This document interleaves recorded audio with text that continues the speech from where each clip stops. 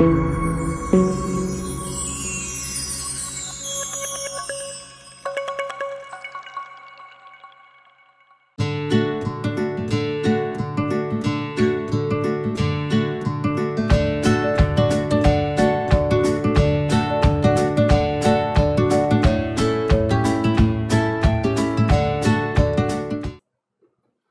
Dear friends, आज मैं आपके सामने एक नए टॉपिक को लेकर उपस्थित हूं और ये बहुत ही इंटरेस्टिंग टॉपिक है। आपके मन में भी एक विचार आएगा कि आई am just branding every topic interesting, क्योंकि मेरे अपने एस्टिमेशन में प्रत्येक टॉपिक इंटरेस्टिंग हो बशर्ते पढ़ने का एक सम्यक तरीका अपनाया जाए। ये मेरी अपनी सोच है। लेकिन इस टॉपिक पर आगे बढ़ने से पहले मैं आज आपको पहले शुभकामना देना चाहूंगा। संयोग ऐसा है कि आज सैटरडे है और शिक्षक दिवस भी है। हम और आप रूबरू हैं। अब रूबरू हैं, डायरेक्ट विजिबल तो नहीं है, लेकिन विजुअलाइज तो कर सकते हैं कि आप हमारे सामने बैठे हुए हो। तो आज इस शिक्षक दिवस के अवसर पर हमारी तरफ से हमारे स्टूडेंट्स को शुभकामना। बहुत सारे हमारे ऐसे व्यूअर्स हैं जो हमारे स्टूडेंट्स की श्रेणी में नहीं हैं, जिन्होंने अपने एजुकेशन को बहुत पहले कंप्लीट कर लिया है और काफ़ी वेल एनलाइटेंड है, तो उनको भी हमारी तरफ से शुभकामना है और वेल विशिंग कि आपने हमारे इस लेक्चर को इतना अप्रिसिएट किया। ये present and the past series मैंने आप लोगों के लिए ही चलाया है कि ताकि इतिहास के संबंध में, इतिहास ही नहीं जितने भी ह्यूमैनिटीज सब्जेक्ट है, you are suppose to change your perspective in the study of humanities subject.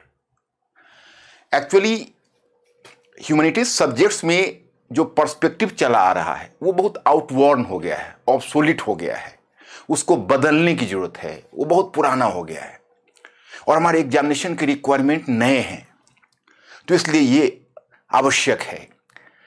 अब मैं आपको एक शिक्षक दिवस के अवसर पर एक बात यह कहना चाहूँगा कि पहली चीज यह है कि अगर हमारी तरफ से आप शुभकामना कहेंगे तो मैं यही शुभकामना दूंगा कि बी अ थिंकिंग क्रिएचर, सोचने वाले प्राणी बनो, सारी समस्याओं का अंत निकल जाएगा। किसी विषय पर मास्टरी लेने से पहले पहली जरूरत क्या होती है? पहली जरूरत आपकी होती है कि उस विषय में आपकी दिलचस्पी हो। जब मैं आप लोगों का कई बार कमेंट्स देखता हूं, हालांकि मुझे देखने का अवसर कम मिलता है, फिर भी मैं एक बार तो जरूर सारा कमेंट्स देखता हूं। उसमें मैं कई आप लोगों का डिमांड देखता हूं, जैसे कास्ट सिस्टम पर कभी ना कभी आ जाएगा, आप चिंता मत करिए। लेकिन आप अगर स्पेसिफिक टॉपिक का डिमांड करते हैं, जैसे सर 1857 के रिवोल्ट पर क्लास ले लीजिए या वैदिक सिविलाइजेशन पर क्लास लीजिए, तो कई बार मुझे ऐसा महसूस होता है कि शायद आप हमारे present and the past communication series के मुख्य ऑब्जेक्टिव को शायद नहीं समझ पा रहे हैं। देखिए, स्पेसिफिक टॉपिक लेना बहुत ही सरल है, वो पुस्तक में भी है। लोग स्पेसिफिक टॉपिक ही लेते हैं। कई लोग तो स्पेसिफिक टॉपिक, कई स्टूडेंट्स तो इतने ज्यादा कस्टम्ड हैं कि वो उठाते हैं कि सर स्पेसिफिक टॉपिक पर ही आप कंसंट्रेट करिए, तो फिर फर्क क्या रह जाएगा? फिर आपकी समझदारी कैसी होगी? फिर तो रिजल्ट आने पर कंप्लेन नहीं होना चाहिए। पहली बात कि आपको सब्जेक्ट में इंटरेस्ट हो। You have to develop a critical approach to the study of humanities subject. देखिए, मेरा तो एक बहुत लार्जर ऑब्जेक्टिव है। पहले कि पूरी हिस्ट्री को, पार्ट को होल और होल को पार्ट से जोड़ कर देखें, वर्टिकल स्टडी और ओरिजेंटल स्टडी। और फिर मेरी योजना तो यहां तक है कि वह दिन कब होगा जब स्टूडेंट्स सारे ह्यूमैनिटीज सब्जेक्ट के बीच आपस में एक लिंक बना पाएंगे, फिर कोई भी एग्जाम उनके लिए मुश्किल नहीं रह जाएगा। अब देखो, ये संगम सिविलाइजेशन है। मैं अपना एक्सपीरियंस आपसे शेयर करता हूं। जब मैं खुद स्टूडेंट लाइफ में था तो एक दो बार मैं पढ़ा तो काफी बोरिंग लगा। अब बोरिंग लगा तो I was very conscious about the fact कि भाई ये तो इसेंशियल टॉपिक है। प्रीलिम्स एग्जामिनेशन भी सिविल सर्विसेज में ये टॉपिक से क्वेश्चंस आते थे और इसके अलावा और आते हैं आज भी। और मेन एग्जामिनेशन में आप यही समझ लो कि 2013 में आपका सिलेबस चेंज हुआ। After the change of your syllabus in the first paper general studies, you will be surprised to know that the first year you will find a question on Sangam period. आप पहले वर्ष संगम काल पर एक प्रश्न पाते हो। कि संगम साहित्य राजनीतिक सुदूर दक्षिण के राजनीतिक, आर्थिक, सामाजिक और धार्मिक इतिहास जानने का साधन है। टिप्पणी कीजिए और व्हाट एवर में भी, कि Sangam literature is the source of knowledge for the economic, social, political, economic, social and religious structure of remote south. Comment. तो अब इस तरह के क्वेश्चन ये दर्शाते हैं कि टॉपिक कितना महत्वपूर्ण है, कि इसे जनरल स्टडीज के एक इंपॉर्टेंट टॉपिक के रूप में रखा गया है। तो खैर ये तो बाद की बात है 2013 की, लेकिन जब मैं स्टूडेंट लाइफ में था तो मैंने सोचना शुरू किया कि यार ये तो नाम बहुत बोरिंग है, टर्म्स बड़े अलग हैं। फिर मैंने सोचा कि साउथ इंडियन लड़के जब पढ़ते होंगे और उनको संस्कृताइज नेम्स जब मिलता होगा वैदिक सिविलाइजेशन में, तो फिर उन्हें भी तो यही परेशानी होती होगी। Then to whom they are complaining, they are themselves suffering from the same problem। तो फिर मैंने रियलाइज करना शुरू किया, हालांकि स्टूडेंट लाइफ में तो मैं अपना अप्रोच नहीं चेंज कर पाया, वेरी फ्रैंकली टू से, लेकिन जब मैं टीचिंग में आया तो मुझे लगा कि अब इस सिविलाइजेशन को थोड़ा अलग देखना है। वैसे स्टूडेंट लाइफ में I have inculcated my interest in to the specific book on culture, and that was the wonder that was India by A.L. Basham, and A.L. Basham has definitely modified his approach to the study of Sangam period. So someone is going to be in touch with A.L. Basham, the wonder that was India, in Hindi अद्भुत Bharat, really a book अद्भुत है। तो वह संगम civilisation में एक रुचि पैदा कर सकता है, लेकिन हाँ A.L. Basham ने केवल संगम साहित्य को डील किया है। तो फिर मैंने सोचना शुरू किया कि अगर साउथ इंडियन स्टूडेंट्स पूरे नॉर्थ इंडिया के कल्चर को पढ़ सकते हैं, तो फिर नॉर्थ इंडिया के स्टूडेंट्स को भी तो कल्चर साउथ इंडिया का पढ़ना चाहिए, नंबर 1। नंबर 2 कि नॉर्थ और साउथ क्या, ये तो इंडिया का कल्चर है।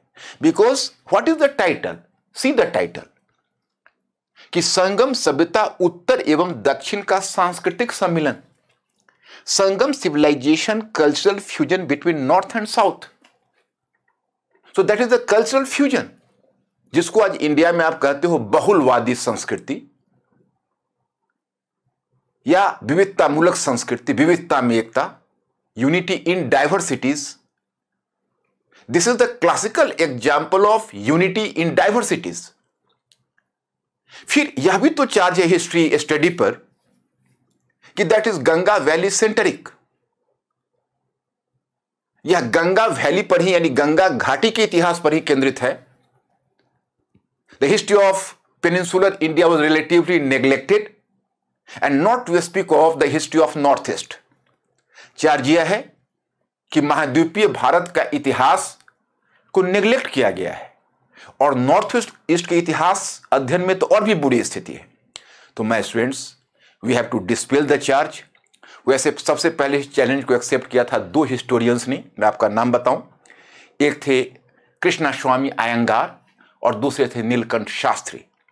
कृष्णा स्वामी Iyengar has started the study of specifically the history of the history of South India and remote South, you can say, and then even Nilkant Shastri has worked a lot in this field. तो अब कम से कम यह तो नहीं है कि the history of remote South is a new to Indians।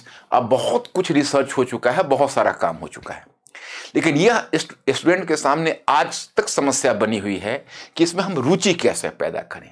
तो मैं स्टूडेंट्स, आज मैंने विशेष रूप से यह टॉपिक आपके सामने लाया है, और अगर आपकी 25% इंटरेस्ट भी इस टॉपिक में आ गया तो मेरी इस लेक्चर की सफलता होगी, अन्यथा मैं विफल माना जाऊंगा। यह Sangam, what is the literal meaning of Sangam? आप अगर संस्कृत में भी टर्म देखोगे तो संगम शब्द आता है। संगम का मतलब होता है कन्फ्लुएंस। इलाहाबाद अब तो गंगा यमुना संगम, संगम का मतलब मिलन। मिलन का यहां पर है संगम किसके लिए? तो पोएट्स के लिए, कवियों के लिए। एक माइथोलॉजी है, एक मिथक है कि 3 संगम्स और 3 confluences of poets have taken place in remote south at Madurai और नियर मदुरई बोथ। क्योंकि मदुरई भी एक नहीं है, अलग अलग है, और मदुरई तमिलनाडु में है। परिकल्पना यह है वहां कवियों का 3 सम्मेलन हुआ था, जिसके बारे में मैं आगे चर्चा करूंगा। तो ये शब्द आया है उसी संगम से, कवियों के सम्मेलन से संगम शब्द आया, और फिर संगम से ही संगम सभ्यता नाम पड़ गया। अब my students, I will come to the literature also. I will just analyse Sangam literature for your sake in order to make you enlightened in the topic. मैं आपको इस टॉपिक में प्रबुद्ध बनाने के लिए संगम लिटरेचर पर भी, संगम साहित्य पर भी बल दूंगा, लेकिन यथास्थान। पहले वन बाय वन हम आगे बढ़ते हैं।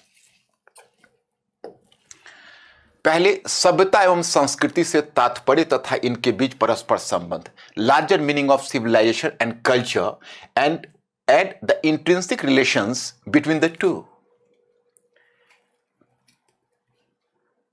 माय स्टूडेंट्स, सभ्यता और संस्कृति के संबंधों को लेकर प्रायः काफी भ्रम है, और यह भ्रम का कारण यह है कि संस्कृति को उसके सही परिप्रेक्ष्य में परिभाषित करना इसलिए चुनौतीपूर्ण होता है कि अगर आप आधुनिक संदर्भ में देखेंगे तो उसका अर्थ कुछ और निकलता है, और प्राचीन संदर्भ में देखते हैं तो मीनिंग बदल जाता है। यानी you are going to make a study of the relationship between civilisation and culture in two different perspectives, in ancient perspective and in modern perspective. You will find some contrasting issues, some different issues and some different interpretation of the two. तो दोनों के बीच कोई ना कोई एक आपको विभिन्नता जैसी चीज दिखाई देगी। तो देखिए, सबसे पहले हम प्राचीन संदर्भ में लेते हैं। संस्कृति और सभ्यता का कोई एक मीनिंग नहीं है। मैं पीछे भी बता चुका हूं कि जब हम ह्यूमैनिटीज सब्जेक्ट पढ़ते हैं तो हमें इस बात के लिए ओपन रहना चाहिए कि कन्फ्लिक्टिंग आइडियाज और व्यूज आएंगे, हमें सभी को सुनना है। तो आपके मन में एक जिज्ञासा होगी कि we are going to hear all the views, then which one view we should select और गिव प्रायोरिटी। तो सिंपल आंसर इज कि आप उन विचारों को तरजीह दें जो बहुमान्य है, जो ज्यादा स्वीकृत है। आप कहेंगे हम कैसे ज्यादा स्वीकृत माने? तो कुछ रेड लाइंस हैं, आपके कॉन्स्टिट्यूशनल वैल्यूज के अगेंस्ट में नहीं जा रहे हों, आपके समन्वित संस्कृति यानी कंपोजिट कल्चर के विरुद्ध नहीं जा रहे हों, आपके नेशनल यूनिटी एंड इंटीग्रिटी राष्ट्रीय एकता और अखंडता के विरोध में नहीं जा रहे हो, और आपके अंतर्राष्ट्रीय दायित्व इंटरनेशनल रेस्पॉन्सिबिलिटी के बेसिक एसेंस के अगेंस्ट में नहीं जा रहे हो। तो ऐसे व्यूज को हम अच्छे ढंग से अपना सकते हैं, उसमें कहीं कोई प्रॉब्लम नहीं है। तो मैं आपको बताऊं कि संस्कृति का अगर लिटरल मीनिंग आप कहेंगे तो होता है अ pattern of life. A pattern of life का मतलब है कि जब कुछ खास क्षेत्र में निवास करने वाले लोगों की जो जीवन पद्धति होती है, the standard of living of the specific community in the specific area, so that came to be known as a pattern of life, and pattern of life was called culture. मतलब किसी खास क्षेत्र में निवास करने वाले लोगों की जो जीवन पद्धति होती है, उस जीवन पद्धति को हम संस्कृति बोलते हैं। प्राचीन संदर्भ में बता रहा हूं, हालांकि प्राचीन संदर्भ में इसका कुछ मतलब और भी निकलता है। जैसे you are making a study of archaeology, जब आप पुरातत्व का अध्ययन करते हैं तो पुरातत्वविद पुरातत्व को भी संस्कृति ही बोलते हैं, लेकिन उधर हमें अभी नहीं जाना। अब सवाल है कि प्राचीन संदर्भ में सभ्यता का मीनिंग क्या होता है? तो प्राचीन संदर्भ में सभ्यता का मीनिंग होता है कि if a pattern of life is going to crystallise in a vast region and becomes an standard for the generation to come, so that is characterise as civilisation. यानी प्राचीन संदर्भ में इसका अर्थ होता है कि अगर किसी खास क्षेत्र में जो जीवन पद्धति या पैटर्न ऑफ लाइफ स्थापित है, वह एक बड़ी क्षेत्र में जाकर स्थापित हो जाए और फिर वह मानदंड बन जाए, जिसे आने वाली पीढ़ी मानदंड के रूप में देखे, तो वो सभ्यता कहलाती है प्राचीन संदर्भ। लेकिन इसके अलावा this is not the complete consensus among scholars on the issue. In fact scholars are having the conflicting ideas even in interpretation of ancient history. जो स्कॉलर्स हैं वो एंशिएंट हिस्ट्री के इंटरप्रिटेशन में भी एक कन्फ्लिक्टिंग आइडियाज रखते हैं। जैसे कुछ स्कॉलर्स का मानना है कि अगर कोई समाज नगरीकरण पर पहुंच जाता है और लिपि का प्रयोग करने लगता है, क्योंकि प्राचीन संदर्भ में अधिकतर तुम देखोगे, अधिकतर it is an exception but there is exception as well, you can say. इन लैटिन अमेरिका में देखोगे तो एक्सेप्शन आपको मिलेगा, अन्यथा आप अगर देखेंगे तो नॉर्मली जो अर्बन सोसाइटी है वही स्क्रिप्ट का प्रयोग करता रहा है। तो उनका मानना है कि भाई ये जो अर्बन सोसाइटी है, जो नगरीय समाज है या जो लिपि का जो समुदाय प्रयोग करता है वो सभ्यता की कैटेगरी में आता है। The society which is going to, you can say, introduce the script as well as it reaches up to the level of urbanization or town culture, urban culture, so that should be characterized as civilization. So एक view ये है। खैर आप अपने ढंग से, लेकिन इस व्यू में एक समस्या है माय स्टूडेंट्स। आप देख सकते हो कि हड़प्पा सभ्यता की जब बात होगी तो वो तो अर्बन सिविलाइजेशन है, स्क्रिप्ट का भी यूज कर रहा है। लेकिन व्हाट अबाउट वैदिक सिविलाइजेशन? वैदिक सभ्यता में ना तो स्क्रिप्ट है ना वो अर्बनाइजेशन के लेवल पर है। वैदिक पीपल के पास तो संस्कृत लैंग्वेज है परंतु स्क्रिप्ट का यूज तो वो कर नहीं रहे। फिर भी हम क्या करते, उनको हम सभ्यता की कैटेगरी में रखते, क्योंकि उनका जो कल्चरल अचीवमेंट है वो सो वास्ट है, सो आप कह सकते हो कमेंडेबल है कि even Vedic civilisation falls into the category, falls in category of a civilisation. It does not simply remain to be a culture. तो अब वैदिक सिविलाइजेशन भी या वैदिक सभ्यता भी एक सभ्यता की कैटेगरी में आ जाता है। लेकिन एक बात फिर भी ध्यान रखना, जब प्राचीन काल का तुम अध्ययन करते हो, कई बार क्वेश्चंस में या पुस्तक में भी आप कंफ्यूज मत करना, they are liberally using the term civilisation and culture. कई बार तुम देखोगे वैदिक संस्कृति पर प्रकाश डालिए या फिर हड़प्पा संस्कृति पर प्रकाश डालिए, तो उसमें आपको कंफ्यूज नहीं होना। आप मानकर चलिए सिविलाइजेशन मीन कर रहा है, लेकिन थोड़ा लिबरली अभी वो कल्चर शब्द का ही प्रयोग कर रहा है। लेकिन जब आप मॉडर्न संदर्भ में आते हो तो धीरे धीरे क्या होता है कि सिविलाइजेशन का मतलब निकलने लगता है आपका एक्सटर्नल एक्सप्रेशन या आउटवर्ड फॉर्म। जैसे उसके आप क्या कहेंगे, उसका जो अपीयरेंस है, आउटसाइड अपीयरेंस है, वो सिविलाइजेशन की कैटेगरी में आ जाता है। और जो उनका आइडियाज है, एटीट्यूड टू लाइफ है, वैल्यू सिस्टम है, ये सब कल्चर की कैटेगरी में आ जाता है। जैसे मैं उदाहरण में बताता हूं, एक फ्लावर है, एक फूल है, तो फूल की जो कोमल पंखुड़ियां हैं, उसके पेटल्स हैं, उसके जो खूबसूरती है, वो सब, उसके जो बाह्य आपको कोमलता दिखती है, वे सब सभ्यता की कैटेगरी में आ जाते हैं। लेकिन जो उसे निकलने वाली सुगंध होती है वो संस्कृति की कैटेगरी में आती है। तो ये चीज़ लागू होता है। अब मॉडर्न कंटेक्स्ट में इसको लिबरली प्रयोग किया गया कि भाई संस्कृति रूपी गाड़ी पर सभ्यता रूपी सवारी चलती है। तो दिस इज एक मॉडर्न कंटेक्स्ट में ये व्याख्या, इसलिए संस्कृति में आप देखोगे कि एलिमेंट ऑफ परमानेंस ज्यादा माना गया। और फिर एक मैं और भी बात आपको बता दूं कि जैसे देखिए, हमने एंशिएंट संदर्भ में एक बात कही थी, आपने गौर किया होगा। जैसे ये तो आप समझ गए होंगे मॉडर्न कंटेक्स्ट में आउटवर्ड फॉर्म है वो सिविलाइजेशन है, और फिर उसका जो इंट्रिंसिक आइडियाज है, जो सोच है, जो दृष्टिकोण है, जो वैल्यू सिस्टम है, जो एटीट्यूड टू लाइफ है, उसको कल्चर में काउंट करते हैं। लेकिन इसको आप मानकर चलिए कि इसमें भी हार्ड एंड फास्ट नहीं। अब इधर हाल में देखोगे, क्योंकि आप लोगों का एक्चुअली होता क्या है कि हमारा अब देखियो नई एजुकेशन पॉलिसी आ रही है, तो ये तमाम बदलाव आप लोगों के टेक्स्ट बुक तक वो पहुंचाएंगे। ऐसा नहीं है नहीं पहुंचाएंगे, क्योंकि पहुंचाना पड़ेगा अब न्यू एजुकेशन सिस्टम में। लेकिन इसका फायदा आप लोगों को नहीं, आपके आने वाली पीढ़ी को मिलेगा। नो प्रॉब्लम, हम लोग अपने ही प्रयास से उस लेवल पर पहुंचने का प्रयास करेंगे। तो हम यहाँ पर यह बताना चाहेंगे, जैसे आजकल कल्चरल स्टडीज बहुत चर्चा में है। शायद आप लोगों को एकेडमिक, जो यूपीएससी का एकेडमिक वर्ल्ड है, उसमें बहुत सारी चीज़ें पहुंच ही नहीं पाती, यही दिक्कत है। कल्चरल स्टडीज एक अध्ययन का पैटर्न है, उसने पूरे सारे ह्यूमैनिटीज सब्जेक्ट के नेचर को चेंज कर दिया है। हिस्ट्री, सोशियोलॉजी, निकला तो है एंथ्रोपोलॉजी और सोशियोलॉजी से ही, लेकिन यह चेंज करता हुआ चला गया बाकी सारे ह्यूमैनिटीज को, जिसमें हिस्ट्री है, इंटरनेशनल रिलेशंस भी है, पॉलिटी है, whatever may be humanities subject you are taking, तो उसका नेचर कल्चरल स्टडीज ने चेंज कर दिया है।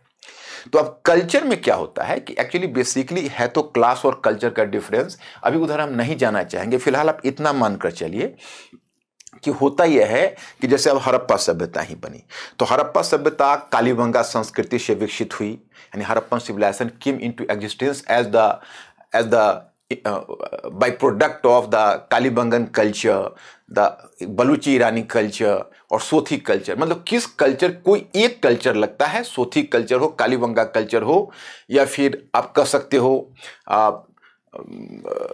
ईरानी बलूची संस्कृति कल्चर हो, संस्कृति हो।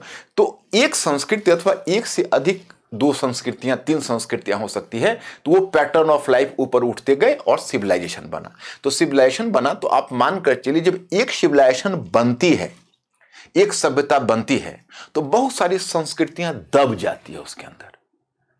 तो अब क्या हुआ है, एक नया ट्रेंड आया है कि सभ्यता एलिटिस्ट सोसाइटी को दर्शाता है। सभ्यता में एक एलिटिज्म है। एलिटिज्म का मतलब आभिजात्यपन है। सभ्यता में एक स्टैंडर्ड है, मानक है, जो एलिट एलिमेंट्स ऑफ सोसाइटी को रिप्रेजेंट करती है।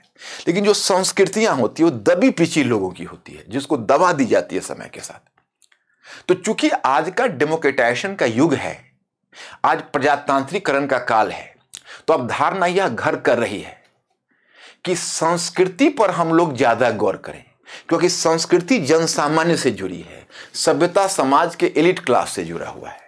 आज अगर आर्किटेक्चर का ही मूल्यांकन होगा तो ताजमहल हो या बृहदेश्वर टेम्पल हो, वह कम से कम सोसाइटी के एलिट क्लास को रिप्रेजेंट कर रहा है। जो एलिट क्लास है उसको रिप्रेजेंट कर रहा है, जो कुलीन वर्ग है, जो अभिजात वर्ग है।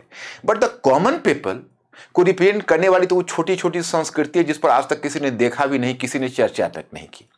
तो इसका कहना है कि आप सेंटर के बजाय मार्जिन के स्टडी पर बल दीजिए। मार्जिनी का मतलब है मार्जिन का जो समाज के हाशिए पर है। तो आज कल्चर से कल्चरल स्टडीज का भी ट्रेंड आ गया है। तो मैंने सोचा पहले कि टॉपिक में जाने से पहले थोड़ा सिविलाइजेशन और कल्चर के बारे में बता दूं, और फिर इत्मीनान से इस टॉपिक को समझते हैं। और इसमें मैं आपको फैक्ट्स का अधिभार नहीं दूंगा, फैक्ट्स को मैं थोड़ा अवॉइड करूंगा ताकि आपकी रुचि जगे, आप संगम सिविलाइजेशन को समझ सके, भारत में विविधता और एकता को समझ सके। तो अभी हमारा टारगेट है कि आपको मैं विविधता में एकता का जो सूत्र है, unity in diversities, I have to make you understand it first, then I have to motivate you to understand the nature of Indian nation, कि नॉर्मली इतना विविधता मूलक समाज आधुनिक राष्ट्र नहीं बनता, परंतु इंडिया अगर आधुनिक राष्ट्र इस विविधता मूलक चरित्र के बावजूद भी बन सका तो इसकी वजह क्या हो सकती है। अब प्राचीन भारत विविध सभ्यताओं की स्थिति, अब मैं प्राचीन भारत में आपको सभ्यताओं की स्थिति बताता हूं। अब पहले पूरे इंडियन सब कॉन्टिनेंट को देखिए। तो आप अगर देखेंगे तो मैं आपको यह बताऊंगा कि देखो, आप लोगों को मैं टॉपिक अलग अलग डिफरेंट पार्ट में बांटकर पढ़ाता हूं, और पढ़ाना भी चाहिए। जैसे मैं रेगुलर क्लास में बताता हूं तो एक एक टॉपिक हम लेकर बढ़ते हैं। But whenever we are moving from one topic to other topic, always I am motivating students to develop an organic whole through horizontal study as well. क्षैतिज अध्ययन करके उसका एक ऑर्गेनिक होल बनाने की कोशिश करिए। तो अच्छा, इसमें आपको कोई मुश्किल भी नहीं है, आप सारे टॉपिक पढ़ते हो, सिर्फ उसमें एक सूत्र क्या जोड़ना है कि इन सब की भी जो इंटरनल रिलेशन है वो सोचकर हमें निकाल लेना है।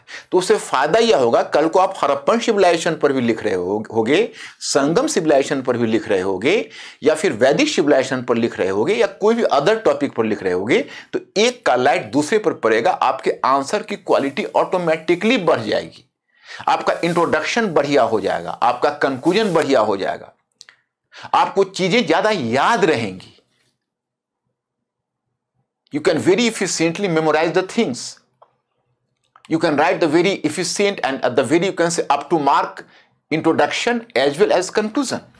तो मैं जब आप लोगों को इतिहास जब देखता हूं, आपको कोई भी टॉपिक पढ़ाता हूं, तो मेरे दिमाग में तो तस्वीर होती है कि जब से इंसान यहां चलना शुरू किया, मूवमेंट शुरू किया, और तब से लेकर आज तक अगर कहोगे तो कोविड-19 तक। आज देखो कोविड-19 आया तो आपके सारे ह्यूमैनिटीज सब्जेक्ट के डायरेक्शन और इंटरप्रिटेशन पर इसका इंपैक्ट पड़ेगा। आप आने वाले टाइम में देखना, मैं ही आपको अवगत कराऊंगा।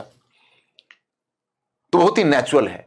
तो हम आपको बता रहे हैं कि देखो, अब इंडियन सब कॉन्टिनेंट देखो तो मानव का मूवमेंट आपने आंकना शुरू कर दिया प्री हिस्ट्री से, और इंडियन सब कॉन्टिनेंट में प्री हिस्ट्री एक रॉबर्ट ब्रूस फुट थे, ब्रिटिश हिस्टोरियन, ब्रिटिश स्कॉलर, उसने ही पहले एक जियोलॉजिकल सर्वे ऑफ इंडिया बनाया और आदि मानव के उपकरणों की खोज की।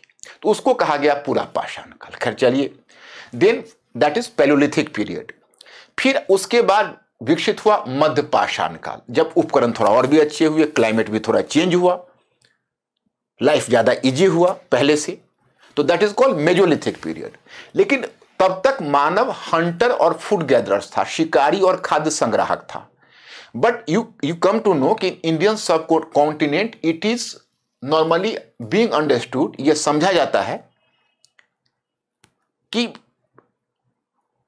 नियरली इन 6000 BC, लगभग 6000 ईसा पूर्व में, जो कि आउटडेटेड हो गया है, इंडियन सब कॉन्टिनेंट में जो ह्यूमन बीइंग्स है वो शिकारी और खाद्य संग्राहक से खाद्य उत्पादक की अवस्था में पहुंचा, क्योंकि पशुचारण यानी पशुपालन और एग्रीकल्चर ये दोनों नियमित रूप से आरंभ हुआ, कि the human beings just move from the stage of food hunting and food gathering to food producing stage, and that is characterise as neolithic revolution.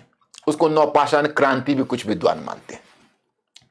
तो अब अगर संपूर्ण भारतीय उपमहाद्वीप में देखोगे तो अब तक जो आप इतिहास पढ़ते थे उसमें यही शिक्षा आपको दी जाती है कि संपूर्ण भारतीय उपमहाद्वीप के जो क्षेत्र हैं वो कभी विकास के एक स्तर पर नहीं रहे। Different regions of Indian subcontinent could not remain to be at the same level of development. अब नॉर्थ वेस्ट का रीजन आपको थोड़ा ज्यादा लीडिंग दिखता है। यहां पर सबसे पहले न्यूलिथिक साइट्स कहां बने? नॉर्थ वेस्ट में बने। फिर आपको पता चलता है कि सबसे पहले कैल्कोलिथिक साइट्स भी, जब तांबे का प्रचलन शुरू हुआ तो इसी क्षेत्र में आया।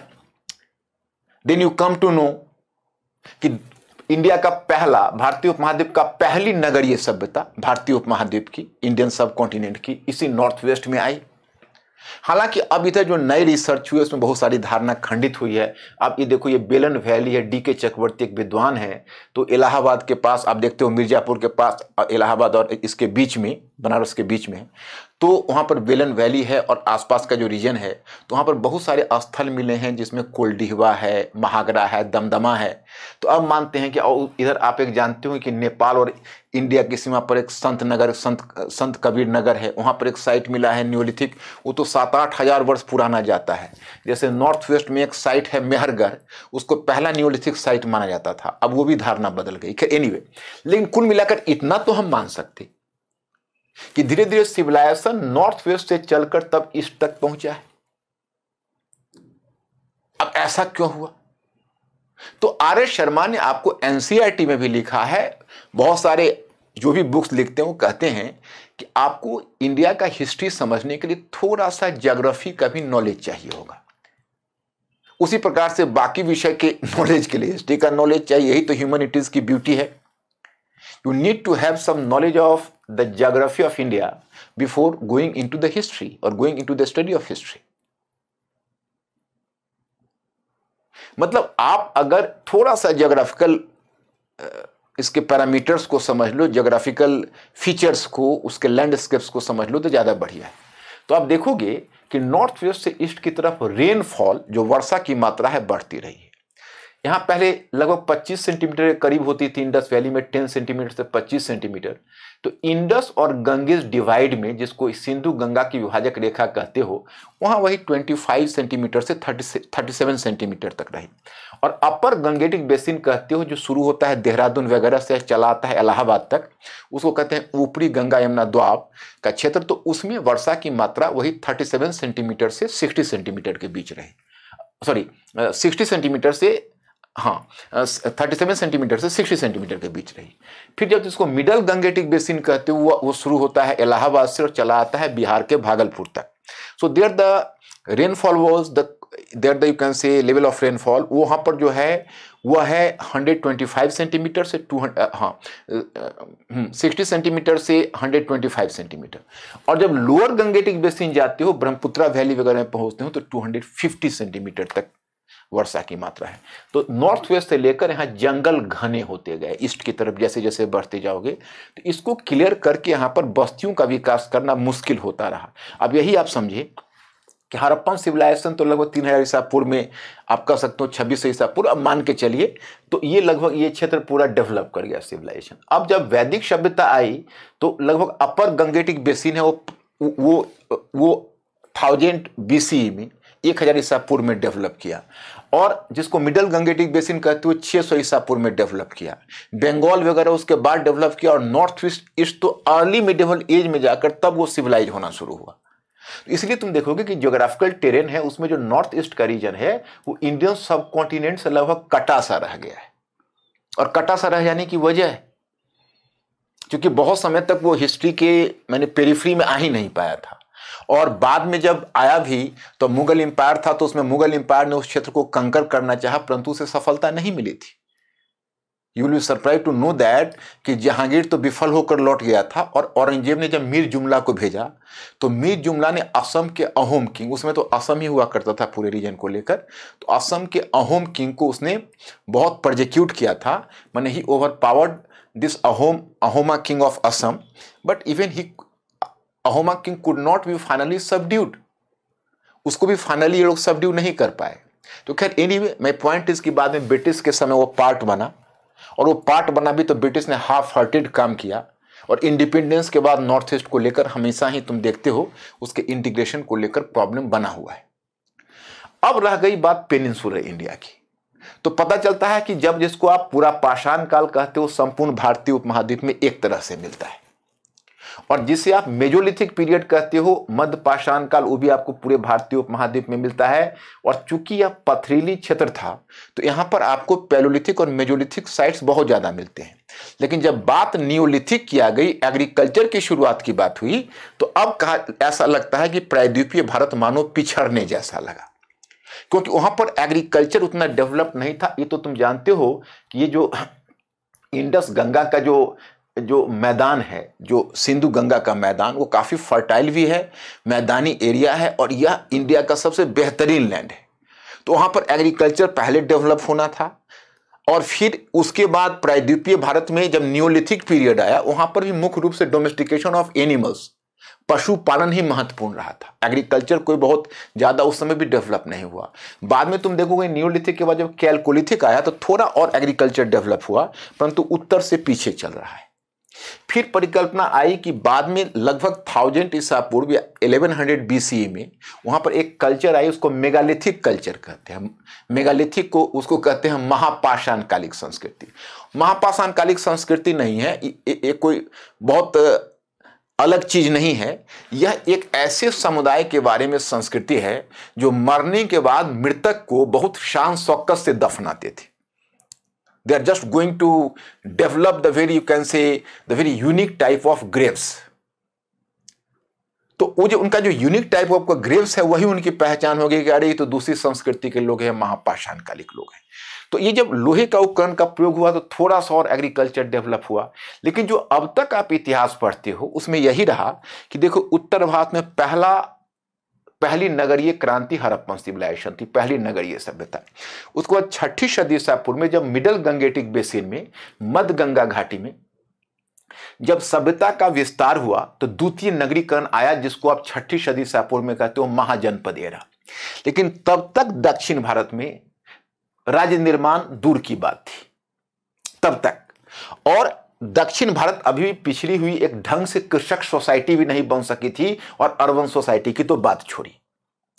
लेकिन फिर जब मौर्यन इंपायर का, जब यहां पर तुम देखोगे ब्रह्मगिरी तक जब मौर्यन इंपायर का विस्तार हुआ अशोका के टाइम में, तो माना जाता है कि मौर्यन इंपायर के संपर्क में नॉर्थ इंडिया का बहुत सारा मेटेरियल कल्चर डिफ्यूज हुआ, बहुत सारी जो भौतिक संस्कृतियां हैं फैली, और उनके संपर्क से महाराष्ट्र में आगे एक सातवाहन राज्य डेवलप हुआ, और सुदूर दक्षिण में परिकल्पना की गई कि चेर, चोल और पांड्य राज्य डेवलप हुआ।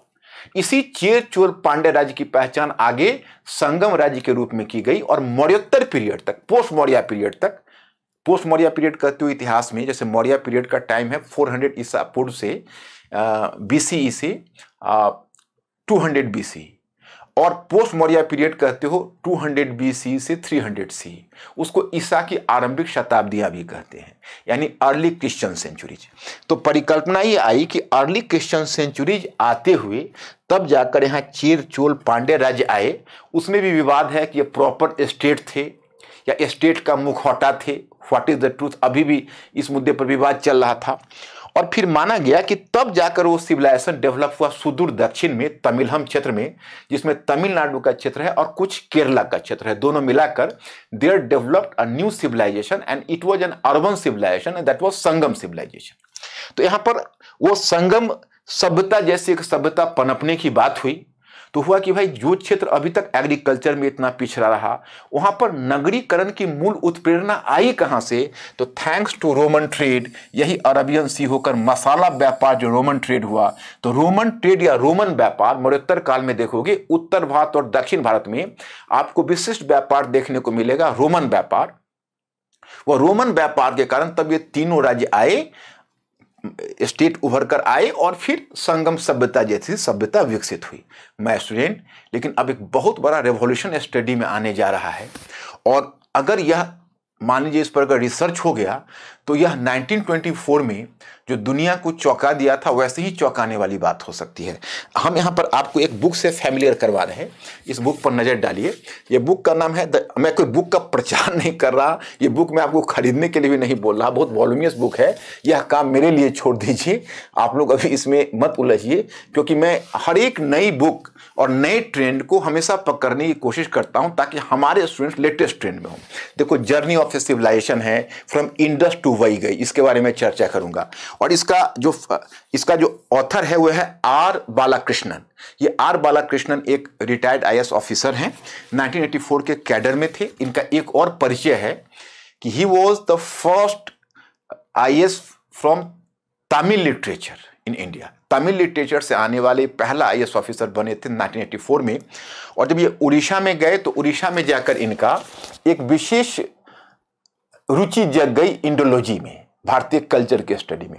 और फिर साउथ इंडिया के एक महत्वपूर्ण विद्वान स्कॉलर हैं जिसने इंडस वैली सिविलाइजेशन पर बहुत काम किया हुआ है, उनका नाम है आई महादेवन। तो आई महादेवन के संपर्क में इनको भी Harappan civilisation, Indus valley civilisation में रुचि जग गई, तो ये इंडस वैली सिविलाइजेशन में काम करने लगे। अब वहां पर हुआ ऐसा कि जैसे आप देख रहे हो ना, ये मदुरई रीजन है, तो मदुरई रीजन के पास ही एक क्षेत्र है, किलाड़ी उसका नाम है, और वो वैगई रिवर के पास है। तो उसमें 2016 से वहां पर खुदाई शुरू हुई, जो अभी भी चल रही है 2020 में भी, और उसमें संगम सिविलाइजेशन के बारे में बहुत सारी नई बातें प्रकाशित हुई है। मैं आपको बताऊं, आप लोग भी पेपर में, न्यूज़पेपर में जानते होंगे, पढ़ते होंगे कि lot of new things have been revealed about Harappan civilisation. और पहले माना जाता संगम सिविलाइजेशन, और पहले माना जाता था कि संगम सिविलाइजेशन जो ये राज्य है, लगभग संगम सिविलाइजेशन 300 BCE में, मतलब 300 ईसा पूर्व में अस्तित्व में आया। फिर आगे शोध हुआ, कहा कि वो 400 ईसा पूर्व अस्तित्व में आया। अब ये पीछे 600 ईसा पूर्व से भी पहले ले जा रहे हैं। और सबसे जो चौंकाने वाली बात है, ये कहते हैं कि देखिए, ये जो इंडस वैली सिविलाइजेशन है उसका डायरेक्ट लिंक है, यानी ये दोनों के बीच कॉन्टिन्यूएशन है। ये संगम लिटरेचर जो जिस अर्बन सोसाइटी की बात करता है, और हड़प्पन सिविलाइजेशन की आर्कियोलॉजी जिस अर्बन सोसाइटी की बात करता है, वह दो अलग अलग सिविलाइजेशन नहीं है, बल्कि यह हड़प्पन सिविलाइजेशन का ही विस्तार है। अब उन्होंने एक नई बहस छेड़ दी है, इतनी बड़ी वॉल्यूमियस बुक लिख दी है। स्कॉलर्स में आप देखोगे आई महादेवन ने एक्नॉलेज किया उनको, डीके चक्रवर्ती ने भी उनको कंग्रेचुलेट किया, जो अभी बहुत रिप्यूटेड स्कॉलर है, और प्रेजेंट गवर्नमेंट में तो उनकी प्रतिष्ठा थोड़ी और भी बढ़ गई है। तो अब इस तरह से अब एक नई खोज शुरू हो गई है, और मे बी कि भविष्य में वैसा ही हो कि जब 1924 में, जब तक हड़प्पा सभ्यता नहीं खोजी गई थी, तो उस समय प्राचीन सभ्यता वैदिक सभ्यता को ही मानी जाती थी, और हड़प्पा के बारे में कोई नहीं जानते थे। और सबसे बड़का माना जाता था कि इससे पहले तो वैदिक लोग भी तो कच्चे मकान में ही रहते थे, तो माना जाता था कि सबसे पहला अगर ईंटों का मकान बना और बड़ा किला बना इंडिया में, तो मगध का किला। तो वो मगध साम्राज्य को पहला माना जाता था कि ये ब्रिक बिल्ट सिटी है, ब्रिक बिल्ट सिटी मगध से पहले कोई नहीं बनी थी। तो अब इस बात का खुलासा बाद में 1924 में जॉन मार्शल ने किया कि भाई ये तो बहुत पहले एक अर्बन सिविलाइजेशन आ गया था, जिसमें तो इतने डेवलप्ड सिटीज थे, जो वर्ल्ड में सबसे डेवलप्ड सिटीज थे। मेसोपोटामिया इजिप्ट से भी ज्यादा वेल प्लान्ड थे। तो पूरी दुनिया चौंक गई, ब्रिटिश को बहुत समय तक पचाने में मुश्किल हो गई। अगर यह थियरी अगर इस्टेब्लिश हो जाती है, तो आज हम जो भी आज आपको बता रहे हैं उसमें से बहुत सारे बदल जाएगी। लेकिन जब तक इस पर, हाँ, मैं आपको यह भी बताऊंगा कि if you have to write on the civilisation, तो इस बुक का रेफरेंस जरूर देंगे, आर बालाकृष्णन का रेफरेंस जरूर देंगे, नहीं तो एग्जामिनर समझेगा कि अभी करंट में इतना बड़ा बहस होने वाली चीज को ये बच्चे मिस कर रहा है। तो उसमें कितना डालना है, कैसे डालना है, वो मैं आपको बता दूंगा। तो फिलहाल अब यहाँ से आगे बढ़ते हैं तो मैंने आपको बताया कि अभी तक यही माना जाता रहा कि 3rd सेंचुरी BC तक ये लगभग ये राज्य भी ईसा की आरंभिक शताब्दियों में अस्तित्व में आए, और जिसको संगम ग्रंथ कहा गया उसकी रचना लगभग 3rd सेंचुरी BC में शुरू हुआ। अब आगे बढ़ते हैं और आपको बताते हैं शेष चीजें। ये मैं आपको मेगालिथिक बता रहा, अभी अभी मैंने आपको बताया कि महापाषाण कालिक संस्कृति, दैट इज कॉल्ड महापाषाण कालिक संस्कृति, मेगालिथिक कल्चर। तो ये मेगालिथिक कल्चर पर मैं इसलिए चर्चा कर रहा कि जैसे आप अगर वैदिक सभ्यता पढ़ोगे तो वैदिक सिविलाइजेशन के बारे में तुम किस सोर्स से जानते हो, तो वैदिक साहित्य के माध्यम से जानते हो, Vedic literature. But whatever ideas are being given by Vedic literature, so these ideas are corroborated by some archaeological source, painted graveware culture। मतलब जो भी विचार आपको वैदिक साहित्य देता है उस विचार की परिपुष्टि एक पुरातत्व के द्वारा होती है, जिसको कहते हैं चित्रित धूसर मृदभांड। तो चित्रित धूसर मृदभांड संस्कृति है, उसको वैदिक आर्यों से जोड़ा जाता है और फिर जो साहित्य बोलता है उसको उससे कोरोबोरेट किया जाता है। तो वही चीज लागू होती है यहाँ, जिसको तुम संगम साहित्य जिस समाज के बारे में बताता है वह समाज संभवतः यह मेगालिथिक संस्कृति से जुड़ा हुआ समाज था, जो मरने के बाद लोगों का शानदार कब्र बनाता था। उसके कब्र अलग अलग बड़े शानदार होते थे। यह हालांकि यह संस्कृति पूरे वर्ल्ड स्केल पर भी थी, लेकिन साउथ इंडिया में भी इसकी एक बहुत बड़ी संख्या पाई गई। ये सब देखो, ये अर्न बरियल है, ये डॉल्मेन बरियल है, इसके बारे में अभी मैं बताऊंगा तो मैं डाइवर्ट कर जाऊंगा। मैं फिलहाल बता दूं कि ऐसे लोग अपने मरने के बाद कब्र बनाते थे। तो यही समाज के लोग हैं जिन समाज के लोगों ने धीरे धीरे वो साहित्य लिखा होगा, जो आगे चल के जब डेवलप्ड हुए तो फिर वो संगम सिविलाइजेशन कहलाया। तो ये सब कब्र हैं, मेगालिथिक पीपल इस कब्र का प्रयोग करते थे। प्रीलिम्स में भी आपका क्वेश्चन बनता है, मैं आपको प्रीलिम्स का क्वेश्चन भी बता दूंगा और मेंस का क्वेश्चन भी बता दूंगा। 1-2 मेंस का क्वेश्चन भी मैं आपके सामने रख दूंगा, क्योंकि ये टॉपिक बहुत इंपॉर्टेंट है, चाहे प्री एग्जाम हो या मेन एग्जाम हो। अब देखिए, वेंकटम पहाड़ी और कन्याकुमारी के बीच के भू क्षेत्र को तमिलहम क्षेत्र कहते हैं। इसमें आधुनिक तमिलनाडु एवं केरल के क्षेत्र आते हैं। जिसको तुम तमिलहम कहते हो उसमें केवल तमिलनाडु का क्षेत्र नहीं है, केरल का क्षेत्र भी है, और दोनों मिलाकर बनता है तमिलहम क्षेत्र। अब संगम शब्द का प्रयोग क्यों? संगम की अवधारणा मिथक अथवा वास्तविकता। देखिए, हम उस पर आते हैं। जैसे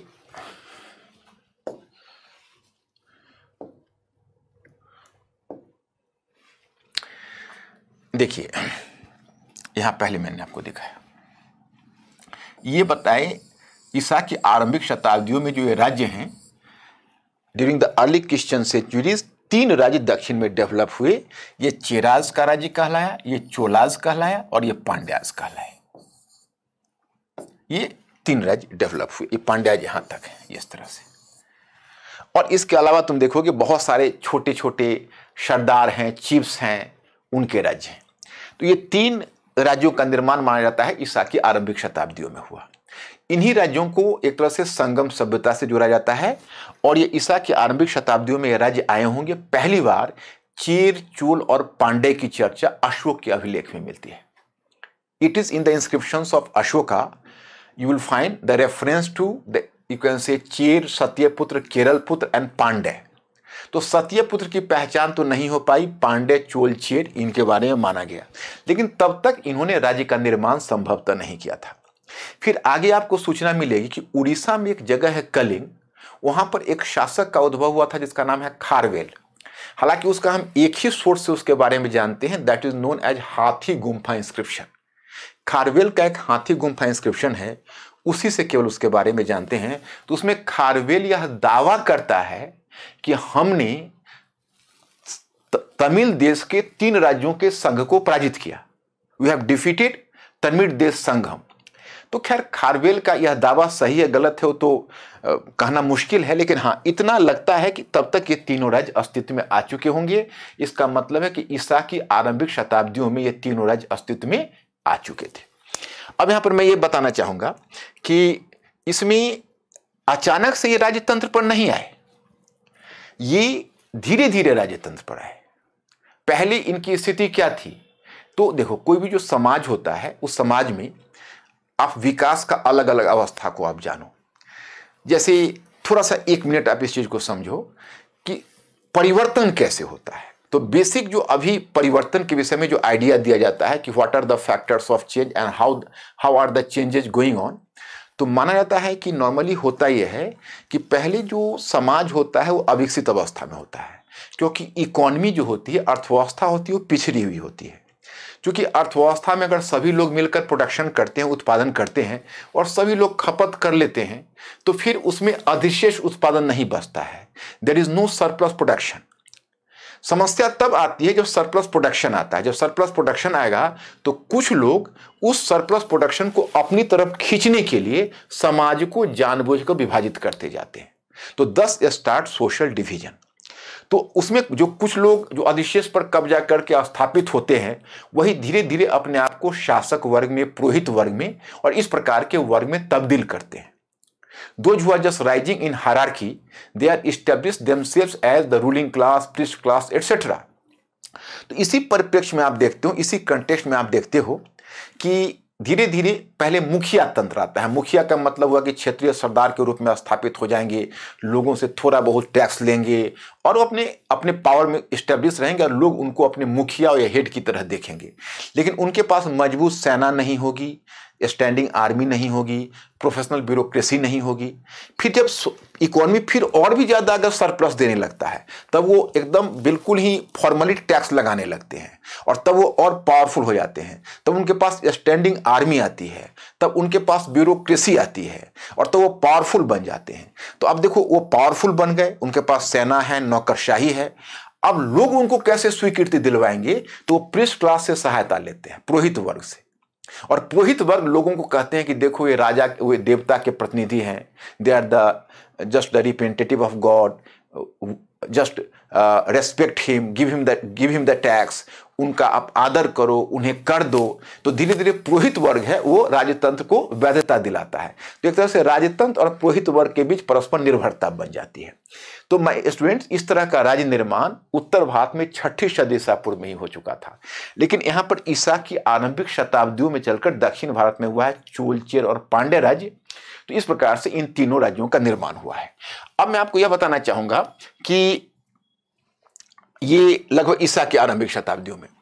अब यहां पर मैं आपको यह बताना चाहूंगा कि भाई, अब ये संगम शब्द से पहले मैं आपको एक बार वाकिफ करा के और संगम कल्चर के बारे में और संगम कर सकते हो साहित्य के बारे में आपको अवगत करा दूं, तो फिर आपकी बात स्पष्ट होगी। संगम का तो शाब्दिक अर्थ आप जानते हो। संगम का शाब्दिक अर्थ होता है कवियों का सम्मेलन। अब यहां पर एक टर्म मैंने दिया है जो आपके लिए बड़ा इंपॉर्टेंट है और इंजॉयबल टर्म भी है कि आखिर संगम शब्द एक मिथक है या वास्तविकता है। तो पहले आप यह जान लो कि यह संगम शब्द में क्या कहा गया है। तो 8वीं सदी का एक लेखक था, तमिल लेखक। क्योंकि आप अगर तमिल भाषा के इतिहास पर अगर देखोगे तो कभी मैं आपको बता दूंगा, जैसे उत्तर भारत में, तो उत्तर भारत में कहते हैं उसको आर्य समूह की भाषा और दक्षिण भारत में कहते हैं द्रविड़ समूह की भाषा। तो उत्तर भारत में आर्य समूह की जो भाषा है, वो आर्य समूह की प्राचीनतम भाषा है संस्कृत। फिर संस्कृत से आगे चलकर वो चूंकि धीरे धीरे अभिजात भाषा हो गई, एलिट क्लास की भाषा हो गई, उसको पाणिनि ने व्याकरणबद्ध कर दिया, व्याकरण लिख दिया, तो भाषा अब स्टैंडर्ड मानक भाषा हो गई, क्लिष्ट भाषा हो गई। कॉमन पीपल उस भाषा को नहीं, धीरे धीरे चूंकि मुश्किलें आती थी संस्कृत में, अपने बचपन में याद करो या अभी भी बाद में आप में से हो सकता है कुछ लोगों को इंटरेस्ट हो। हम लोगों की बदकिस्मती यह हुई, बल्कि आज मैं इस बात के लिए बहुत पश्चाताप कर रहा हूँ कि संस्कृत के साथ हमको बहुत जस्टिस करना चाहिए था, but I have not done. क्योंकि उसमें क्या है कि सभी चीज़ के अब 24 शब्द बनते हैं, तो अब उसमें दिक्कतें आती है, बहुत चीज़ याद रखना पड़ता है, स्मरण विद्या पर आधारित होता है। तो खैर, तो कॉमन पीपल ने क्या किया कि उसी के साथ उन्होंने कॉमन लैंग्वेज के रूप में धीरे धीरे प्राकृत का विकास कर लिया। फिर उसी तरह पहले पाली का विकास हुआ प्रथम प्राकृत के रूप में, फिर सेकंड प्राकृत के रूप में प्राकृत का विकास कर लिया, फिर अभ्रंश का विकास हुआ, फिर आधुनिक भाषाओं का विकास हुआ। तो धीरे धीरे देखोगे वो भाषा सब सरलीकृत होकर माने the language came to be simplified gradually, it gradually evolve. Society के समानांतर लैंग्वेज भी इवॉल्व किया। आज तुम हिंदी लैंग्वेज देखते हो, उसकी भी जड़ संस्कृत में ही जाती है, या उत्तर भारत की। दक्षिण में उस तरह की प्राचीनतम भाषा तमिल थी। तो अब तमिल भाषा को तो माना जाता था कि भाई लगभग ईसा की 3री सदी में या ज़्यादा से ज़्यादा चौथी सदी ईसा पूर्व में जाकर इसने आकार पकड़ा। लेकिन अगर संस्कृत को देखोगे तो 1500 ईसा पूर्व में ही। तो पहले क्लेम यह किया जाता था कि Sanskrit is the earliest language, मतलब तमिल की तुलना में संस्कृत काफी पुरानी है। लेकिन अब अगर आप समझ सकते हो कि आर बालाकृष्णन का ये थेसिस अगर करेक्ट निकल गया तब तो तमिल संस्कृत से भी पुरानी निकल जाएगी, क्योंकि तो सूत्र जोड़ते हैं कि 1400 किलोमीटर दूर है किलाड़ी हड़प्पन सभ्यता के दूरस्थ साइट से, जैसे दामाबाद पर आके हमारा रिसर्च रुक जाता है। और अगर 1300 वर्ष का दोनों में फासला है, वो फासला है ही नहीं, क्योंकि जिस समय उधर से हड़प्पाई लोग जब पश्चिम से जब सभ्यता का पतन होने लगा और नगरीय चरण का पतन हुआ तो पूरब की तरफ जो लोग बताते हैं कि गंगा घाटी में उन्होंने गंगा घाटी की तरफ बढ़े, तो उनकी एक शाखा गंगा घाटी नहीं, उनका ब्रांच सुदूर दक्षिण तक बढ़ता चला आया और वही ब्रांच ने संगम सभ्यता को स्थापित किया। अब ये ऐसा क्लेम कर रहे हैं। अब वट एवर में भी अभी इसको बहुत रिसर्च होने की जरूरत है। और रिसर्च में एक समस्या ये आएगी, आप इसको आर्कियोलॉजी से कैसे पुष्ट करोगे। ये तो कहते हैं कि हड़प्पा सभ्यता में आर्कियोलॉजी थी तो लिटरेचर नहीं था, और हमारे पास संगम सभ्यता में लिटरेचर है तो आर्कियोलॉजी नहीं है, क्योंकि मेगालिथिक की जो आर्कियोलॉजी है उससे इसका मेल नहीं खा रहा है। तो इस साहित्य को अगर आप हड़प्पाई आर्कियोलॉजी से मेल कराओगे तो पूरी तस्वीर स्पष्ट हो जाएगी। ये तो बहुत रेवोल्यूशनरी बात बोल रहे हैं। देखते हैं क्या होता है आगे। लेकिन हाँ, राइटिंग में रेफरेंस जरूर देंगे इनका भी। तो अब एक शब्द आता है मिथ और वास्तविकता, कि मिथक है संगम की या वास्तविकता है। तो भाई कहा क्या गया, कहा गया कि 3 कवियों का सम्मेलन हुआ, 3 confluences of poets took place. प्रथम संगम तेन मदुरई नामक स्थान पर हुआ, दूसरा कपाटपुरम नामक स्थान पर हुआ और तीसरा मदुरई नामक स्थान पर हुआ। तीनों मिला जुलाकर मदुरई में ही है, लेकिन थोड़ा थोड़ा फर्क है। तो फर्स्ट कॉन्फ्लुएंस ऑफ पोएट्स और first assembly of poets occurred at a place Then Madurai, second one कपाटापुरम और कवत्तापुरम, और थर्ड वन मदुरई। ये एक जनरल है। अब ये संगम कवियों का सम्मेलन 9990 वर्ष तक चले। 197 पांड्य शासकों ने इन्हें संरक्षण दिया। 8598 कवियों ने इसमें हिस्सा लिया। पहले संगम में केवल देवताओं और ऋषियों ने हिस्सा लिया था और बहुत सारी रचनाएं लिखी गई थी, और ऋषि अगस्त ने इसकी अध्यक्षता की। अब ऋषि अगस्त ने इसकी अध्यक्षता की। अब ऋषि अगस्त के बारे में आप लोगों ने सुना है, समुद्र पीने की जो कथा उनके लिए आती है, और उत्तर के एक बड़ा ही प्रख्यात संत है ऋषि अगस्त। अब दक्षिण के तमिल लिटरेचर में ऋषि अगस्त के बारे में लिखा गया है। Can you imagine? जैसे उत्तर भारत के लिटरेचर में कावेरी का रेफरेंस बाद में आया है, लेकिन दक्षिण भारत के लिटरेचर में गंगा का रेफरेंस, ऋषि अगस्त का रेफरेंस, हिमालय पहाड़ का रेफरेंस, ये सब रेफरेंस बहुत पहले से आने लगा है। तो कहा गया कि उसमें बहुत सारी रचनाएं लिखी गई, लेकिन एक समुद्री तूफान के कारण सभी रचनाएं नष्ट हो गई। अब कुछ भी नहीं। हो सकता है सुनामी का कोई फॉर्म हो उनके मिथक के अनुसार। फिर दूसरा सम्मेलन जो कपाटपुरम में हुआ, उसमें भी देवताओं और ऋषियों ने ही भाग लिया, देवता और ऋषि, और उसमें भी बहुत सारी रचनाएं लिखी गई, और उसकी अध्यक्षता ऋषि अगस्त ने की और उनके शिष्य तोल्कापियार ने की। तो तोल्कापियार ने तमिल का पहला ग्रामर लिखा, पहला व्याकरण लिखा, जिसको तोल्कापियम बोलते हैं। तो वही मैं आपको बता रहा था कि तीसरे संगम, जैसे तोल्कापियार वो शिष्य थे अगस्त की, उनको पहली रचना तोल्कापियम लिखने का श्रेय दिया जाता है। और जो तीसरा संगम है जो मदुरई में हुआ, उसमें बहुत सारे कवियों ने हिस्सा लिया था, और उन्होंने उसकी अध्यक्षता नकीरन नामक विद्वान ने की, और उसमें 8 महत्वपूर्ण ग्रंथ लिखे गए। और उसके बाद उसमें 8 नहीं 18 ग्रंथ लिखे गए दोनों के। उनको मेलकनकु साहित्य और किलकनकु साहित्य का नाम दिया गया। नाम से आप घबराएंगे नहीं, तो साउथ इंडियन नेम है, तो थोड़ी आपको दिक्कत देगी। मैं उसको थोड़ा सा सिंप्लीफाई कर दूंगा। My students, 3 confluences of poets, 3 assemblies are supposed to have taken place at three different places near Madurai. The first one presided over by Saint Augustia. There the gods and seers participated, but and there were a lot of compositions, but all were destroyed in some great deluge or tsunami like thing. In the second one assembly, there was the president August and his disciple Tolkappiyar, and Tolkappiyar composed the first Tamil grammar. तो ये मैं आपको बताना चाहता था कि यही तीन संगम की परिकल्पना है। जैसे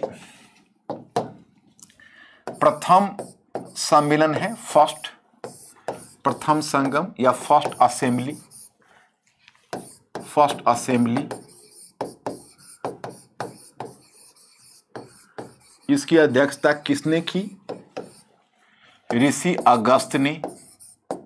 ये मिथक है, ऋषि अगस्त। दूसरा का अगस्त एंड तोल्काप्पियर,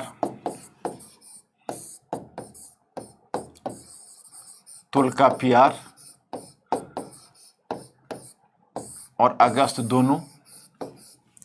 और तीसरा का नकीरर। अब आपको यहां पर सूचना मिलती है कि ये जो पहला संगम है उसमें कुछ नहीं बचा। दूसरे संगम में आपको एक ही ग्रंथ मिलता है, वो है Tolkappiyam.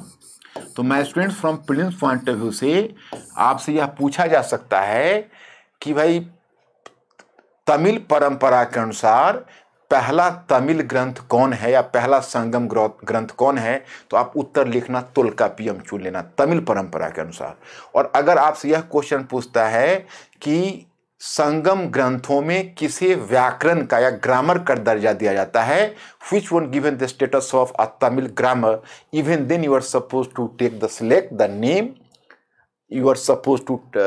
the name and that is Tolkappiyam. तो ये आपका प्रिलिम्स पॉइंट ऑफ व्यू से। अब तीसरा संगम है, उसमें उन्होंने एक तीसरा शब्द का प्रयोग किया है। तीसरा संगम में मेलकनकु और किलकनकु, यहां पर एक टर्म आता है मेलकनकु और किलकनकु। ये शब्द से घबराना मत।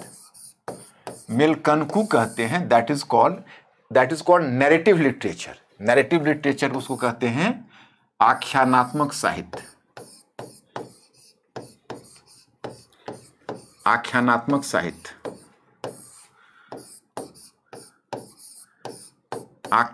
साहित्य, that is called in English, I am just speaking in English also so that you will just right the name, narrative literature. और दूसरा है किलकनकु, और मैंने अपने पीपीटी में आपको हिंदी इंग्लिश दोनों दे दिया है, इसलिए आप वहां से देख सकते हो किलकनकु। यहां पर दोनों लैंग्वेज में लिखूंगा तो टाइम टेकिंग हो जाएगा। तो किलकनकु को कहा गया उपदेशात्मक साहित्य।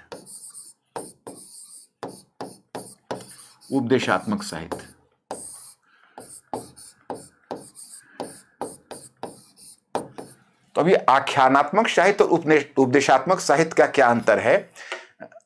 आख्यानात्मक का है, उपदेशात्मक का है कि भाई देखिए, जैसे आख्यानात्मक का संबंध क्या है से, मतलब क्या है, और उपदेशात्मक साहित्य का संबंध क्या होना चाहिए से है। मतलब what is the situation, you are just simply writing the literature for enjoying it, this is narrative literature.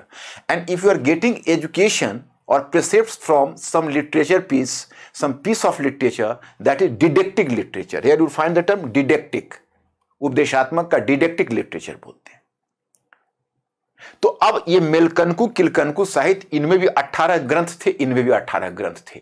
हमें तो इतनी रुचि इसमें होती है कि आप कहोगे तो हमें ग्रंथ का नाम याद भी है। जैसे आपका पहला जो उसको एट्टू टो गई बोलते हैं, मेलकनकु में 8 ग्रंथ है, जिसमें तुम देखोगे बहुत सारे उसमें ग्रंथ आते हैं। नरी नई कनुंतो हई, एन गुरु नुरु, पदिरुपट्टू, परिपादल, करितो घई, आहना नुरु, पूर्णा नुरु, और 10 ग्राम गीत है जो पाट्टू पाट्टू नामक ग्रंथ में संकलित है। तो खैर ये तो उनका है, ये तो एक विवरण है, उस विवरण में मैं आप लोगों को माथापच्ची नहीं करने दूंगा। तीसरा, इसके बाद माना जाता है कि तीसरे संगम के बाद आगे चलकर दो महाकाव्य रचे गए। वो दो महाकाव्य में कहा गया है, यहां पर दो टर्म आता है महाकाव्य का जो मैं आपको बताऊंगा। एक आता है शिल्पादिकारम, कहीं कहीं आपको गारम भी मिलेगा, टर्म का फर्क है, कोई दिक्कत नहीं। शिल्पादिकारम और शिल्पादिकारम के बाद मणिमेखलाई, मणिमेखलाई, ये दो ग्रंथ है।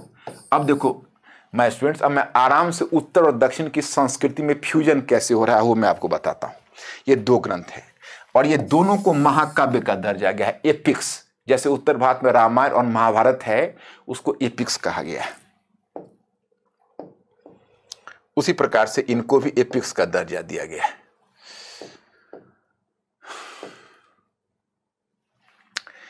अब देखिए,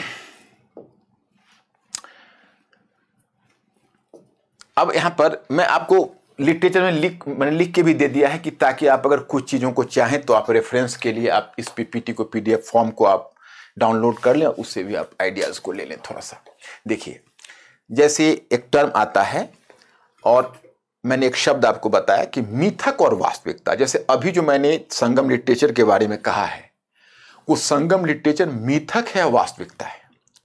तो अब यही समस्या आती है। जैसे मैं तो बच्चों को पढ़ाता हूं तो क्लासेस में कई बार स्टूडेंट्स आर इंक्वायरिंग मी कि सर कई बच्चे तो इतने इमोशनल हो जाते हैं, कई बार आप लोगों का रिएक्शन भी इमोशनल मिलता है। भक्ति सिविलाइजेशन जो हमने अभी भक्ति आंदोलन ही बताया, तो मैंने बार बार आप लोगों को यही इंस्ट्रक्ट किया है, हमेशा सजेशन दिया है कि ह्यूमैनिटीज़ में जो फाइनल वर्डिंग है वो नहीं हो सकती, उसमें हमेशा आप समझते हो काउंटर व्यू के लिए गुंजाइश होती है। तो पहले तो हमारे स्टूडेंट्स कम से कम उसके लिए कस्टम्ड हो, कस्टम्ड इस सेंस में हो कि आपको धीरे धीरे आदत बनानी पड़ेगी। जो विचार से आप एग्री नहीं करते हैं फिर भी उसको सुनना होगा और फिर उसका लॉजिकली खंडन करना होगा। तो एक से अधिक विचार के लिए हमेशा मैं आपको जब सोचने वाला प्राणी बना रहा हूं तो सोचने वाला प्राणी को तो विचार अपने निकलने चाहिए, तो धीरे धीरे डेवलप करेगा, उसमें जल्दबाजी नहीं दिखानी है। और विचारों को सुनने के मामले में उदार बनना है, उसमें एग्रेसिव नहीं बनना है, ये बात को ध्यान रखना। तो कई बच्चे पूछते हैं कि अच्छा सर ये रामायण महाभारत इतनी कथाएं लिखी, क्या ये सब गलत ही है, ये सब लोग गलत कैसे कर सकते हैं?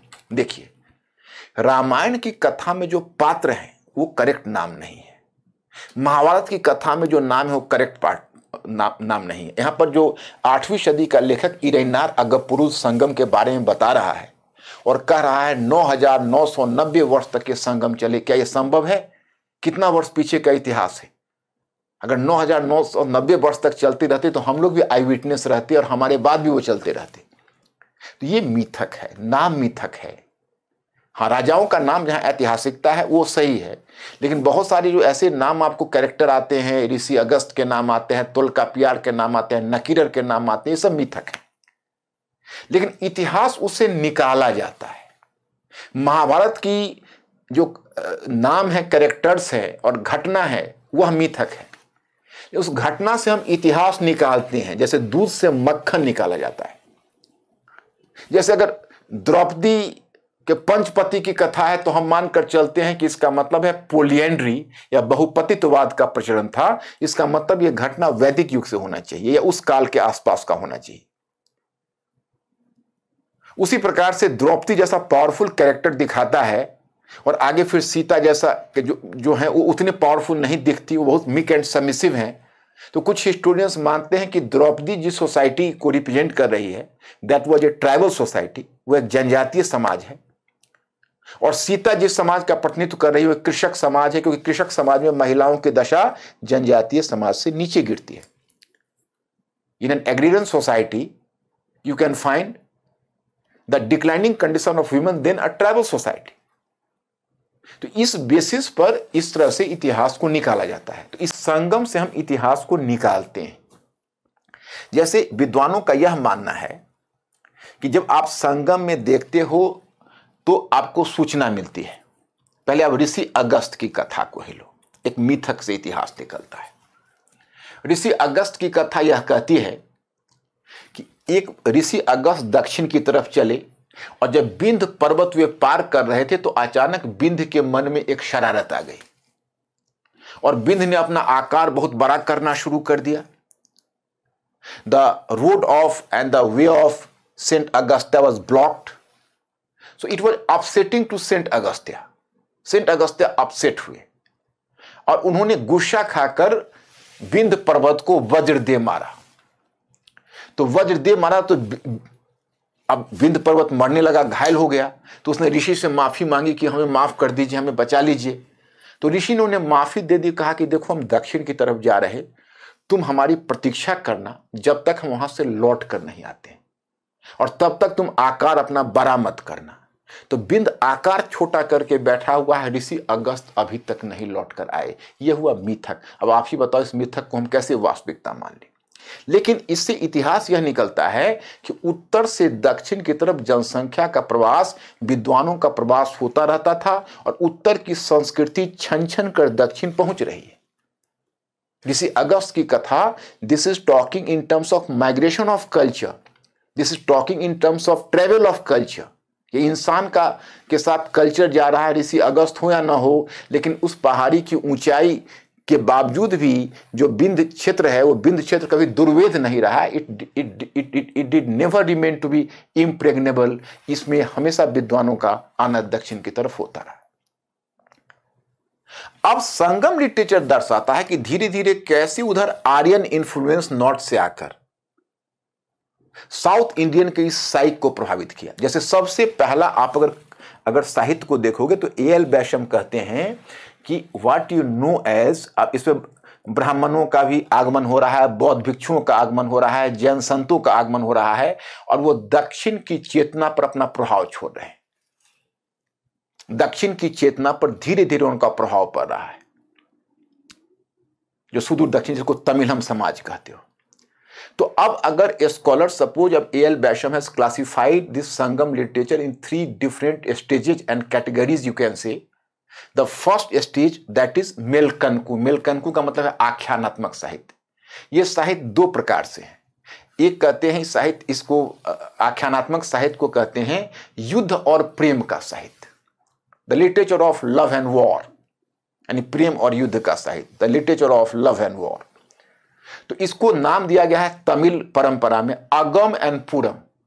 अगम कहा गया है प्रेम संबंधी साहित्य, और पूरम कहा गया है राजा की प्रशंसा संबंधी साहित्य। पूरम साहित्य में राजा की खुलकर प्रशंसा की गई, उसमें युद्ध की चर्चा है। इधर लव एंड वॉर का लिटरेचर है, उसमें लोग एंजॉय कर रहे हैं, लव एंड वॉर के गीत गा रहे हैं। फिर धीरे धीरे यहां से ब्राह्मण, बौद्ध भिक्षु और जैन संत दक्षिण की तरफ जाते हैं। हालांकि दक्षिण के लोगों में पुनर्जन्म की अवधारणा मेगालिथिक पीरियड में भी डेवलप कर चुकी है, लगभग ऐसा अनुमान किया जाता है।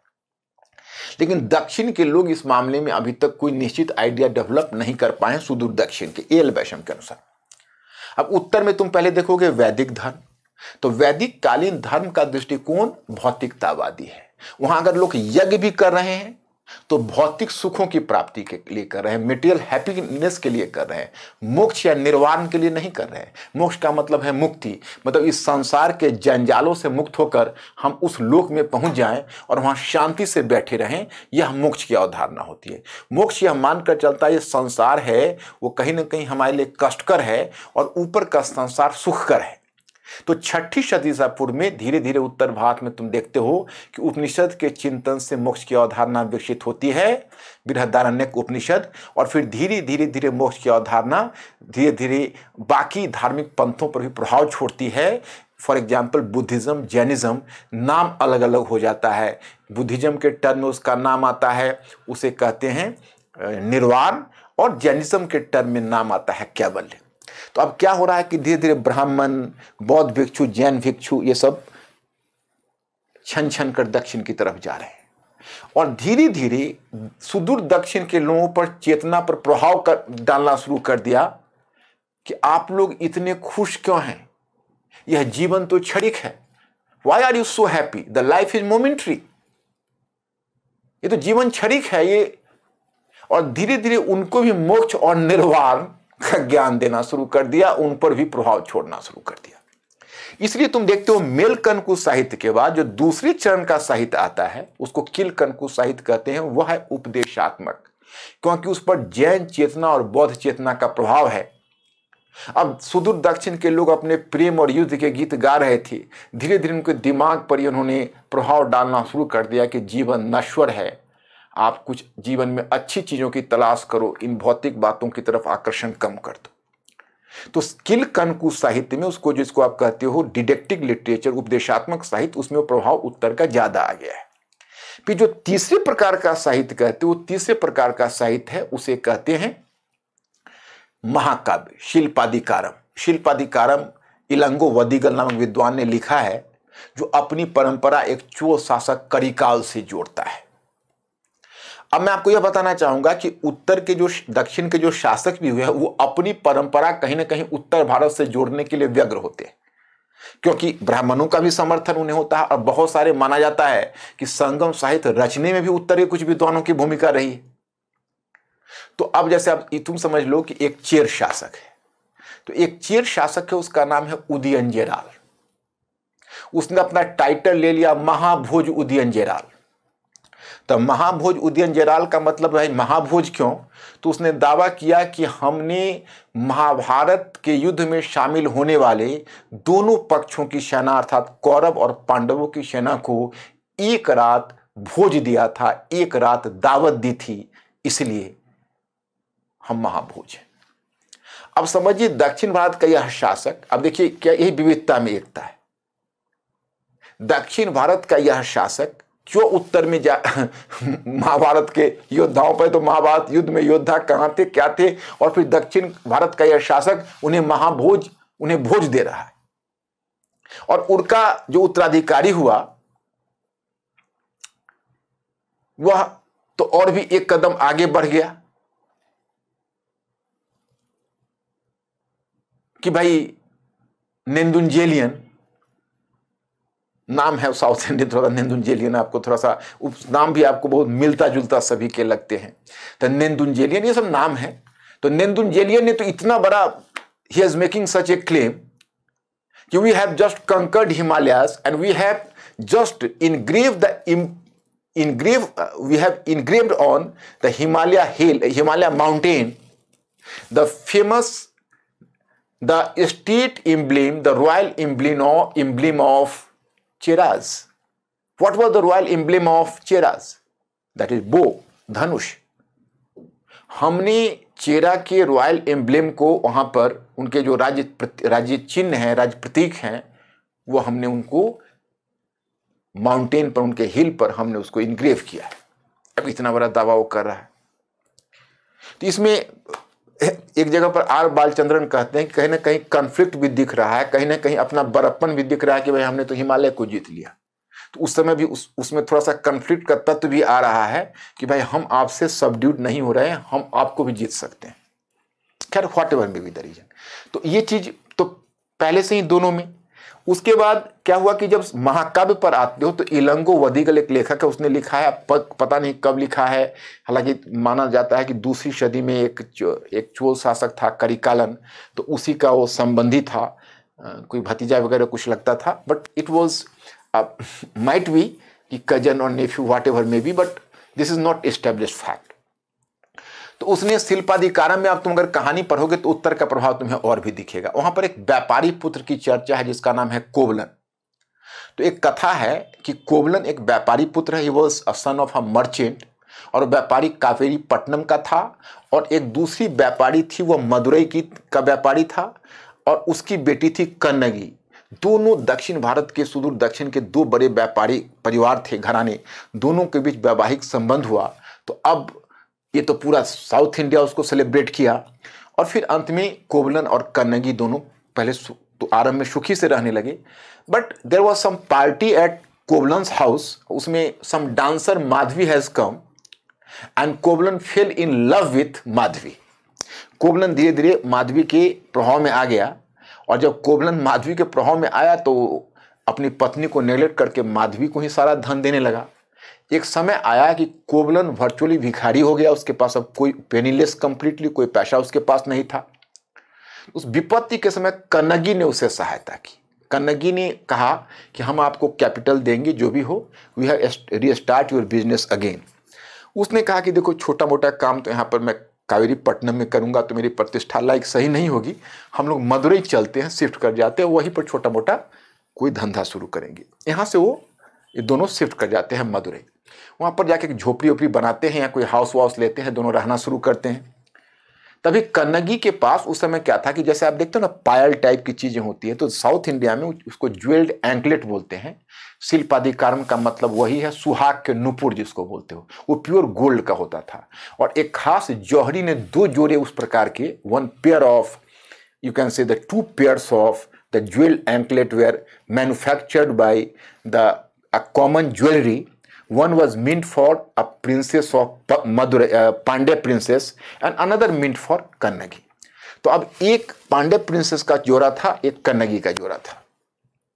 अब क्या हुआ, उसने कन्नगी ने एक पीस दिया कोबलन को कि आप बाजार में इसको सेल आउट कर लेना और इसी से कैपिटल स्टार्ट करो आप। अब वो पेयर का एक पीस लेके वो गया, तो संयोग से एक पेयर का एक पीस उसी दिन चोरी हो गई थी उस महारानी की, उसी ज्वेल एंकलेट से। और दुर्भाग्य इसका ऐसा था कि जो पीस उसकी चोरी हुई थी वही पार्ट ये लेकर बेचने गया था। अगर मानो दूसरे पैर का लेकर जाता तो शायद इसकी जान बच जाती। अब क्या हुआ कि उसने राजा के सिपाही को जौहरी ने खबर कर दी, उसे डाउट हुआ कि ये तो चोर है। जब ये सेल करने के लिए वहां पहुंचता है, राजा के सिपाही आए, बिना सोचे समझे उसको मार डाला। अब जब कन्नगी को रही तो काफी रोती बिलखती हुई और वो वही ज्वेल एंकलेट का एक पीस लेकर वो मदुरई के लोगों को अपील करते हुए, चिल्लाती हुई, न्याय की दुहाई देती हुई वह राज दरबार में पहुंची। और राज दरबार में जिस समय उसने देखा, ये जब उसने दिखाई दूसरा पीस, तो ये तो प्रूव हो गया, राजा की तो तत्क्षण मृत्यु हो गई पांड्य शासक को। और जब क्रोध से एक बार जब कन्नगी ने देखा, उसके बाद 1-2 बहुत विभत्स दृश्य है जो बताने में मुझे भी थोड़ा सा प्रॉब्लम होता है। और फिर पूरा का पूरा नगर धू धू कर जलने लगा। अब मदुरई देवी प्रकट हुई। शी रिक्वेस्टेड टू कन्नगी कि राजा दोषी है, वो तो मर चुका, आप यहां मदुरई के निर्दोष लोगों को आप क्यों दंड दे रहे हो। तो कन्नगी ने अपना वो क्रोध वापस ले लिया, आग बुझ गई और फिर कन्नगी सामने वाली पहाड़ी पर रहने लगी।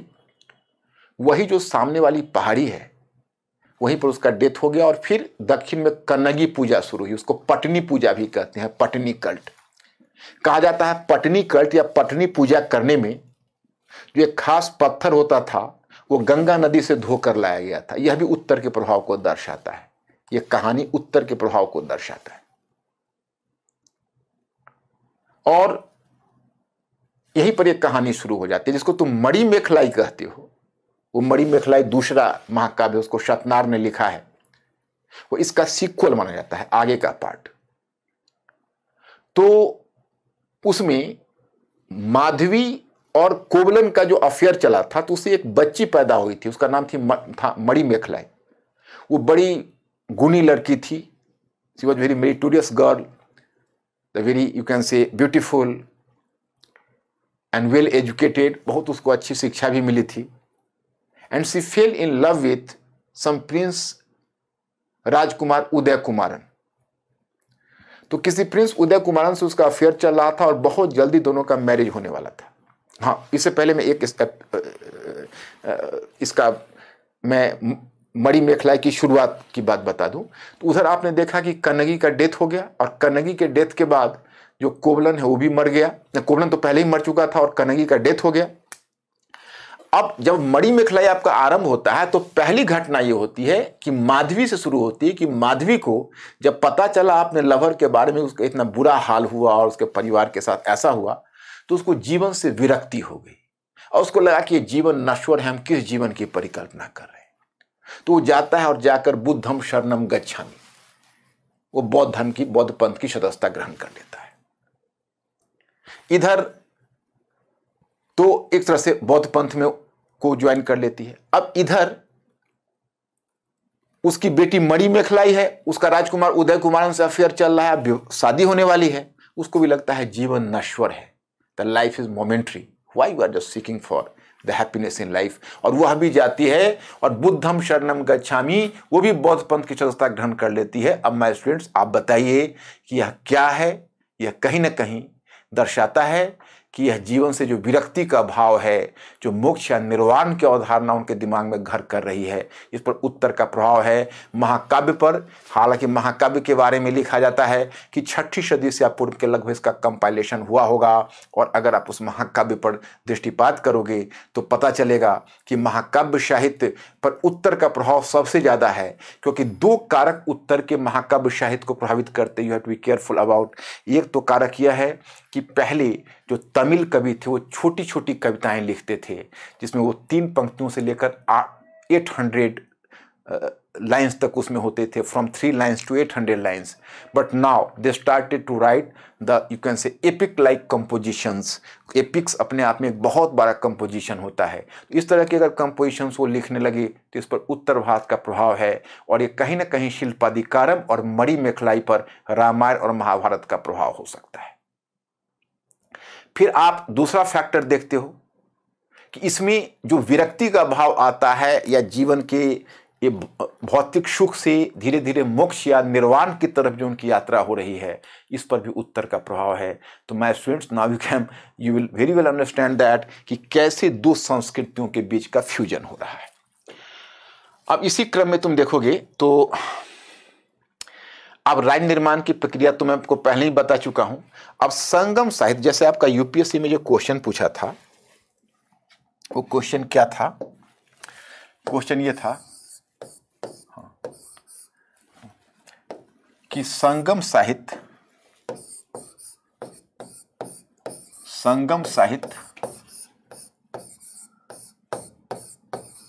आई am just writing in Hindi and will speak in English both. Sangam साहित्य सुदूर दक्षिण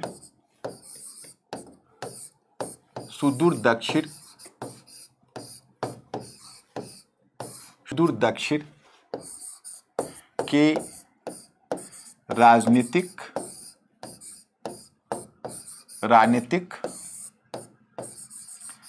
आर्थिक, सामाजिक एवं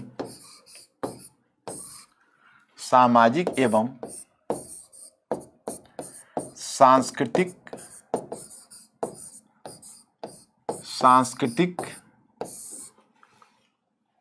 जीवन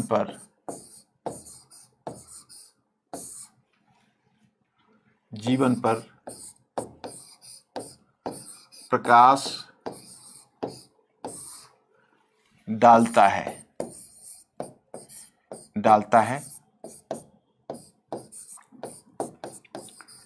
टिप्पणी कीजिए। अब now I am speaking English for your convenience. Sangam literature throws light on political, economic, social and religious structure. सामाजिक और सांस्कृतिक. In place of सांस्कृतिक they use the term religious, not culture. So Sangam literature throws light on political, economic, social and religious structure of the remote south comment. So this is the statement, और this statement should be proved simply. तो आपको यहाँ पर यह बताना है कि उसके राजनीतिक जीवन पर क्या प्रकाश पड़ता है। संयोग ऐसा था कि मात्र 100 वर्ड्स में पूछा था। यह आपके लिए कोई मुश्किल क्वेश्चन नहीं है, बहुत आसान है, क्योंकि इस क्वेश्चन को आप आराम से 100 शब्द क्या, इसको तो अगर आप चाहो तो 500 वर्ड्स में लिख सकते हो, लेकिन आपको प्रिसाइजली वही शब्द लिखना था 2013 में।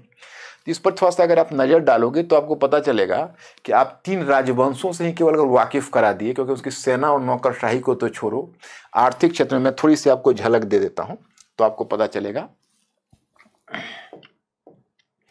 पहले आप राज्य निर्माण को देखोगे तो इन संगम साहित्य से आपको 3 राजवंशों की चर्चा मिलती है, वो है चेर, चोल और Pandya. Prelims point of view से एक बार पूछ चुका है, इसलिए मैं एक क्वेश्चन आपके सामने रखता हूं, that will be important for you, कि संगम लिटरेचर थ्रोज लाइट और the throws maximum light on which dynasty, यानी संगम साहित्य सर्वाधिक प्रकाश किस वंश पर डालता है। Choice A Chola, Cholas, choice B Pandya, choice C Cheras, choice D none of the above. मतलब चोल, चेर, पांडे और डी उपयुक्त में कोई नहीं। तो आपका उत्तर होना चाहिए चेर डायनेस्टी, क्योंकि यहां पर देखो आपको मैंने क्लियरली दे दिया है कि वो 18 चेर शासकों, 18 चेर शासकों पर प्रकाश डालता है, फिर 12 चोल शासक पर और 12 पांड्य शासक पर प्रकाश डालता है। मतलब 12-12 दोनों और 18 इसमें। और इधर आपको सूचना मिलती है कि चेर वंश केरल में स्थापित है, उसका केंद्रीय भाग कोंगू क्षेत्र है। मुजरिस महत्वपूर्ण बंदरगाह है उसका। मुजरिस आप मैप पर देखोगे तो आपको दिखेगा सबसे इंपॉर्टेंट बंदरगाह है, मैप वर्क पर देखोगे। उदयन जेराल तथा नेंदू जेराल महत्वपूर्ण शासक, मैं दो ही का नाम लिया, बहुत सारे हैं। सेनगुटवन है जिसको रेड चेरा बोलते हैं। तो उदयन जेराल, महाभोज, उदयन जेराल, नेंदू जेराल, इमई वरयन, मतलब हिमालय पहाड़ को जीतने वाला उसने अपने लिए उपाधि ली है, आप समझ सकते हो। और चोल शासक करिकाल, करिकाल एक महत्वपूर्ण शासक, चोल के राजनीतिक केंद्र उड़ेयूर और कावेरीपट्टनम। अब चोलों के राजनीतिक केंद्र जो है उड़ेयूर आपको मैप पर दिख जाएगा, और कावेरीपट्टनम। जो ऑप्शनल वाले हो वो तो बिल्कुल आपको मैप वर्क में ये साइट्स को आप नोटिस करना पड़ेगा। और जनरल स्टडीज वाले कोई प्रीलिम्स पॉइंट ऑफ व्यू से कावेरीपट्टनम आपको पूछ सकता है, बहुत इंपॉर्टेंट उसमें का पोर्ट है वो साउथ इंडिया का। जैसे पांडे का कोरकई है, बहुत इंपॉर्टेंट पोर्ट है। चोलों का कावेरीपट्टनम है, और चेरों का मुजरिस है। हालांकि और भी पोर्ट है, लेकिन ये तीनों काफी इंपॉर्टेंट पोर्ट्स हैं। तो इसमें करिकाल के विषय में कहा जाता है कि जब वो करिकाल, मतलब उसका लिटरल मीनिंग होता है कि जले टांगों वाला, और उसके विषय में कहा जाता है कि जब समुद्र में वो जहाज चलाता था तो हवा भी उल्टी चलने के लिए विवश होती थी। वो बेसिकली उसमें के चारण भाट हैं, बार्ड लिटरेचर लिखते हैं, जो जानबूझकर अपने शासकों की बड़ी प्रशंसा करते हैं। तो it is simply hyperbolic statement about the Kings, ये कोई बहुत सीरियस बातें नहीं है। तो इसमें थोड़ा सा इस वंश के बारे में प्रकाश पड़ता है। पांड्य शासक नेंदुजेलियन एक महत्वपूर्ण शासक है। और संगम साहित्य में विकसित नौकरशाही और बहुत डेवलप्ड आर्मी की बात की गई है, परंतु अधिकतर स्कॉलर्स मानते हैं कि थोड़ा एग्जेजरेशन है। वो संगम कवियों ने जानबूझकर उनकी प्रशंसा थोड़ी ज्यादा की है। अब संगम साहित्य में तमिलम क्षेत्र 5 आर्थिक उप क्षेत्रों में विभाजित है। सबसे महत्वपूर्ण बात यह है कि जब तक इकोनॉमी की बात है तो आपको कुछ भी याद हो न याद हो, आप अगर पूरे इंडियन हिस्ट्री को पढ़ते हो तो माय स्टूडेंट्स कम से कम आप रिकॉल करो, आप रोमन ट्रेड तो जरूर याद करते हो। कि अगर मैं पूछूं आपसे कि रोमन ट्रेड इंडिया में कौन सा टाइम पीरियड है जब रोमन ट्रेड अपने चरम पर था, तो आप कहोगे ईसा की आरंभिक शताब्दी, अर्ली क्रिश्चियन सेंचुरीज। आप, मेरे विचार में आप लोग एंशिएंट हिस्ट्री का टाइम पीरियड तो जानते ही होंगे। कहोगे मैं टाइम पीरियड नहीं जानता हूं, तो मैं आज ही सजेस्ट करूंगा कि एनसीईआरटी बुक खोलो और सबसे पहले टाइम पीरियड आप लो। आप हड़प्पन सिविलाइजेशन को अपवाद में रखो, इधर वैदिक सिविलाइजेशन से शुरू करो। तो सबसे पहले वैदिक सभ्यता आपका 1500 ईसा पूर्व से लगभग 500 ईसा पूर्व या 600 ईसा पूर्व तक आता है। मीन्स की 1500 BCE टू 500 CE और 600 BCE और 500 BCE। अब वहां से आप बढ़ते हो तो बुद्ध काल 600 BCE टू 400 BCE। फिर उसके बाद आते हो मौर्य काल, तो 400 BCE टू 200 BCE, और post Maurya period 200 BCE to 300 BCE। यही उत्तर भारत में Indo Greek, Shaka, Parthians, Kushan का काल है। महाराष्ट्र में सातवाहन का काल है, और सुदूर दक्षिण में चोल, चेर और पांडे का काल है। इस समय रोमन ट्रेड अपनी पराकाष्ठा पर है। अब जो तमिल लेखक है उन्होंने बड़ी इंटरेस्टिंग विवरण दिया है। आप लोगों के लिए थोड़ा उबाऊ हो जाएगा इसलिए मैंने छोड़ दिया है, लेकिन यहाँ पर डाल दिया है मैंने। इसकी चर्चा में मुझे यही लगता है कि अगर आप लोगों को थोड़ी सी इस टॉपिक में दिलचस्पी हो जाए तो फैक्ट्स तो खुद ही याद हो जाता है। फैक्ट्स हमारे लिए कभी कोई समस्या नहीं रही है, क्योंकि फैक्ट्स को मैं हमेशा कॉन्सेप्ट के साथ लेकर चलता हूँ। मुझे केवल चिंता यही होती है कि जो हमारे जो स्टूडेंट्स हैं उनको टॉपिक में किस तरह रुचि हो जाए। जैसे 5 क्षेत्रों में, पूरे क्षेत्र को 5 क्षेत्रों में बांटा है: कुरुंजी, पलई, मुलई, मरुदम एंड नेतल। ये तमिल नेम है। तो कुरुंजी कहता है पहाड़ी क्षेत्र, hilly region, I have just mentioned here. पलई है निर्जल स्थल, ड्राई लैंड, मतलब वो इकोनॉमिक रीजन में बांटता है कि एक तो पहाड़ी क्षेत्र है कुरुंजी, दूसरा कहा ड्राई रीजन है पलई, तीसरा कहा मुलई, मुलई जंगल रीजन है, चौथा उसने कहा कि मरुदम, मरुदम कृषि भूमि है, द वेरी फर्टाइल लैंड, क्योंकि माना जाता है जो मेगालिथिक पीपल है वो पहाड़ के ढलानों पर खेती करते थे। अब धीरे धीरे वो कावेरी डेल्टा में उतर गए, और कावेरी डेल्टा का काफी उपजाऊ क्षेत्र है। कहा जाता है कि जहां एक हाथी बैठ सकता अबू किलार एक लेखक है, एक कवि है, वो लिखता है कि जहां एक हाथी बैठ सकता हो उतनी जमीन में एक वर्ष में इतना धान उपजता था, पैडी प्रोडक्शन, कि जिसमें कि 7 लोग वर्ष भर खा सकते थे। इतना फर्टाइल रीजन है। तो आप अगर प्रायद्वीपीय रीजन में देखोगे तो कुछ आपको नदी घाटियां मिलेंगी, कुछ डेल्टाई रीजन मिलेगा, जो रीजन आपको काफी प्रोडक्टिव लगेगा, बाकी आपको रीजन लेस प्रोडक्टिव है। और इसके अलावा कोस्टल रीजन सबसे इंपॉर्टेंट, जो कोस्टल रीजन में ट्रेड, लेकिन शुरू में वैसा नहीं था। आप अगर संगम साहित्य में देखोगे तो 1000 वर्ष का विकास दर्शाता है।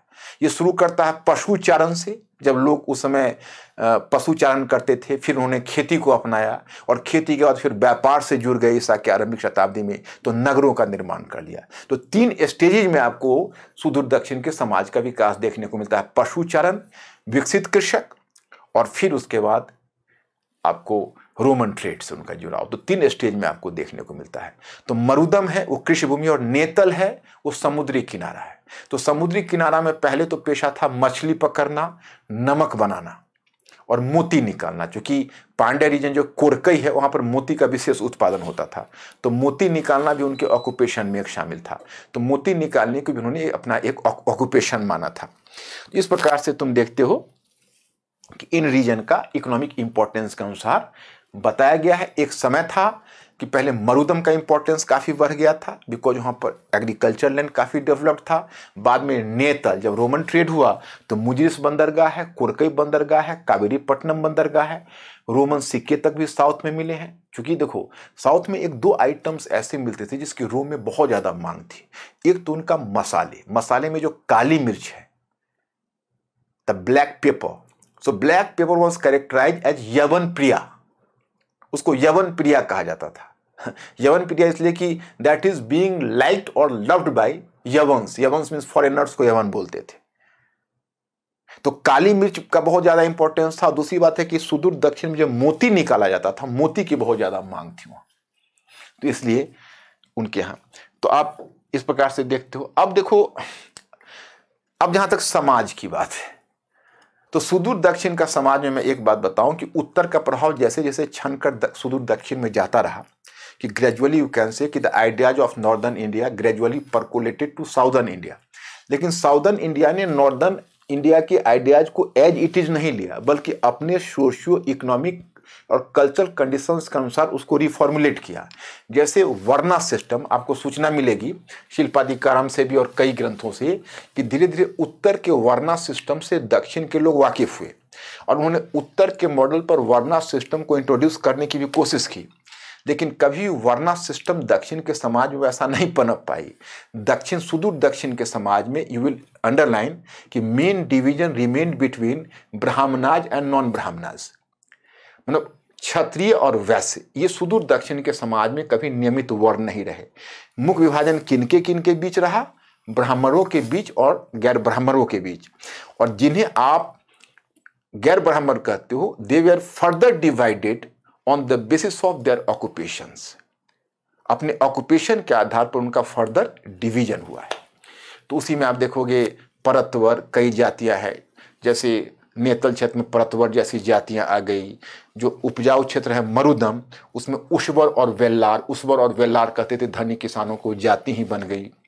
फिर आप देखते हो जैसे जो पलई मतलब सूखा क्षेत्र है, तो सूखा क्षेत्र में कौन लोग थे वहाँ पर? तो खेती बाती होगी नहीं, तो वहाँ पर एनियर एंड मलवर यानी शिकारी होते थे, नहीं तो डाकू होते थे। उसमें लूटपाट भी एक ऑक्यूपेशन था, उस पर भी एक जाति बन गई थी, जिसमें आप देखोगे वो जाति मरवर नामक जाति बन गई। एनियर नामक जाति है तो वो शिकारी है। उसी प्रकार से परतवर कहते थे मछुआरा को।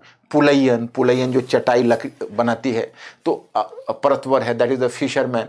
So different caste develop on the basis of different occupations among non ब्राह्मण ग्रुप्स। तो ये दक्षिण के समाज की एक बहुत खासियत रही।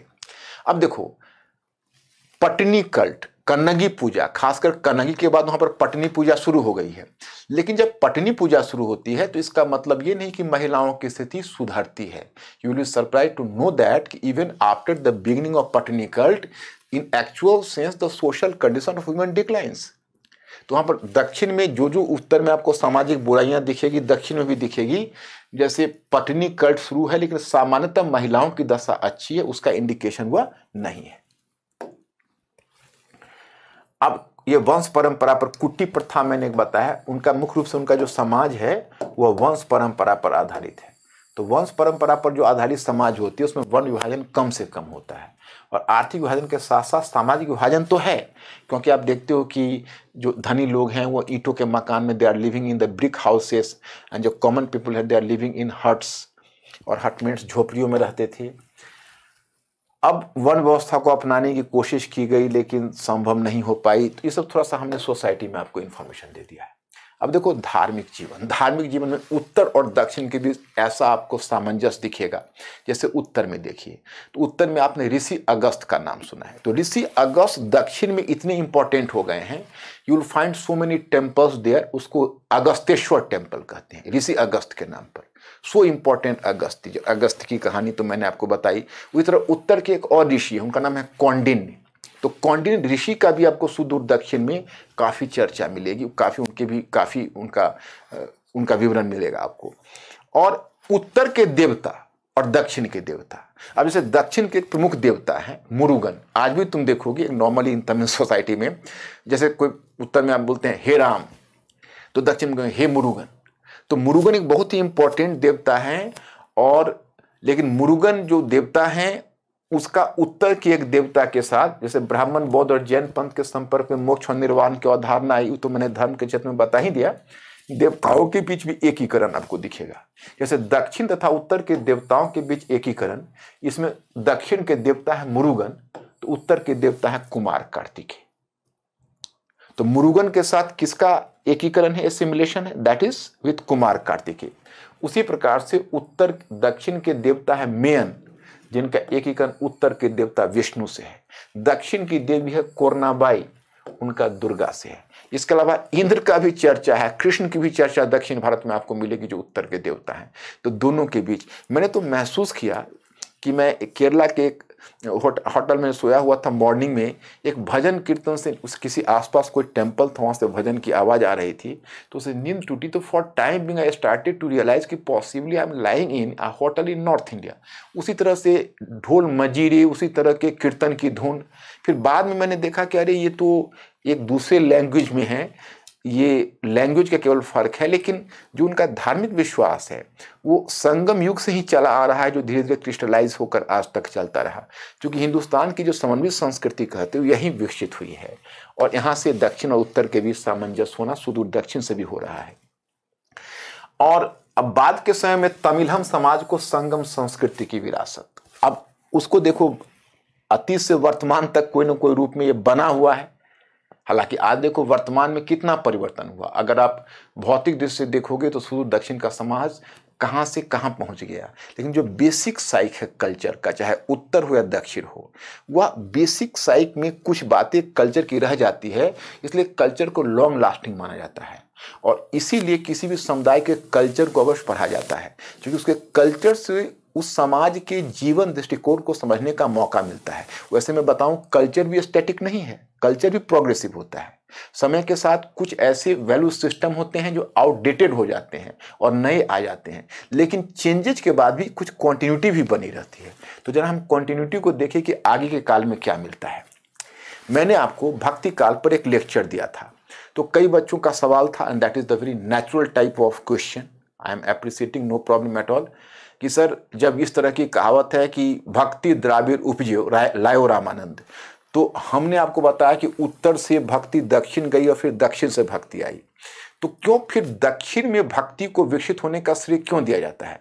Why the you can say bhaktism there is the credit is given to the southern bhaktism, कि bhaktism in true sense originated in south India and then it travelled towards north.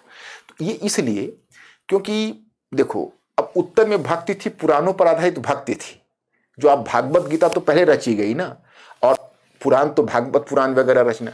लेकिन जब दक्षिण में आप भक्ति में आते हो तो दक्षिण में क्या हुआ, उसमें जो संगम साहित्य में दो तरह के साहित्य मैंने पहले ही बताया, अगम एंड पुरम। तो पूरम साहित्य है युद्ध और राजा की प्रशंसा संबंधी साहित्य, और अगम साहित्य है वो है प्रेम संबंधी साहित्य। In fact the elements of Agam literature of Sangam you know that was mixed with a sense of devotion which came traveled from North India, and this sense of devotion was based on Puranas। यानी उत्तर से जो पुराणों पर आधारित जो sense of devotion चला वो दक्षिण के अगम साहित्य से जुड़ गया, अगम में जो वर्णित प्रेम का तत्व है उससे जुड़ गया, तो दोनों मिलकर एक नए रूप में भक्ति का विकास कर दिया, जिसमें भावनात्मक तत्व बहुत ज्यादा प्रबल था, जो अलवार संतों की भक्ति में व्यक्त हुई है। नैनार संतों पर भी बहुत हद तक इस पर प्रभाव पड़ा है, परंतु अलवार संतों पर इसका बहुत गहरा प्रभाव है। इसीलिए तुम देखोगे प्रबंधम लिखी गई, तो यहां से जो भक्ति निकली उसका इतना ट्रांसफॉर्मेशन हो गया था, it was the transform form of भक्तिज्म।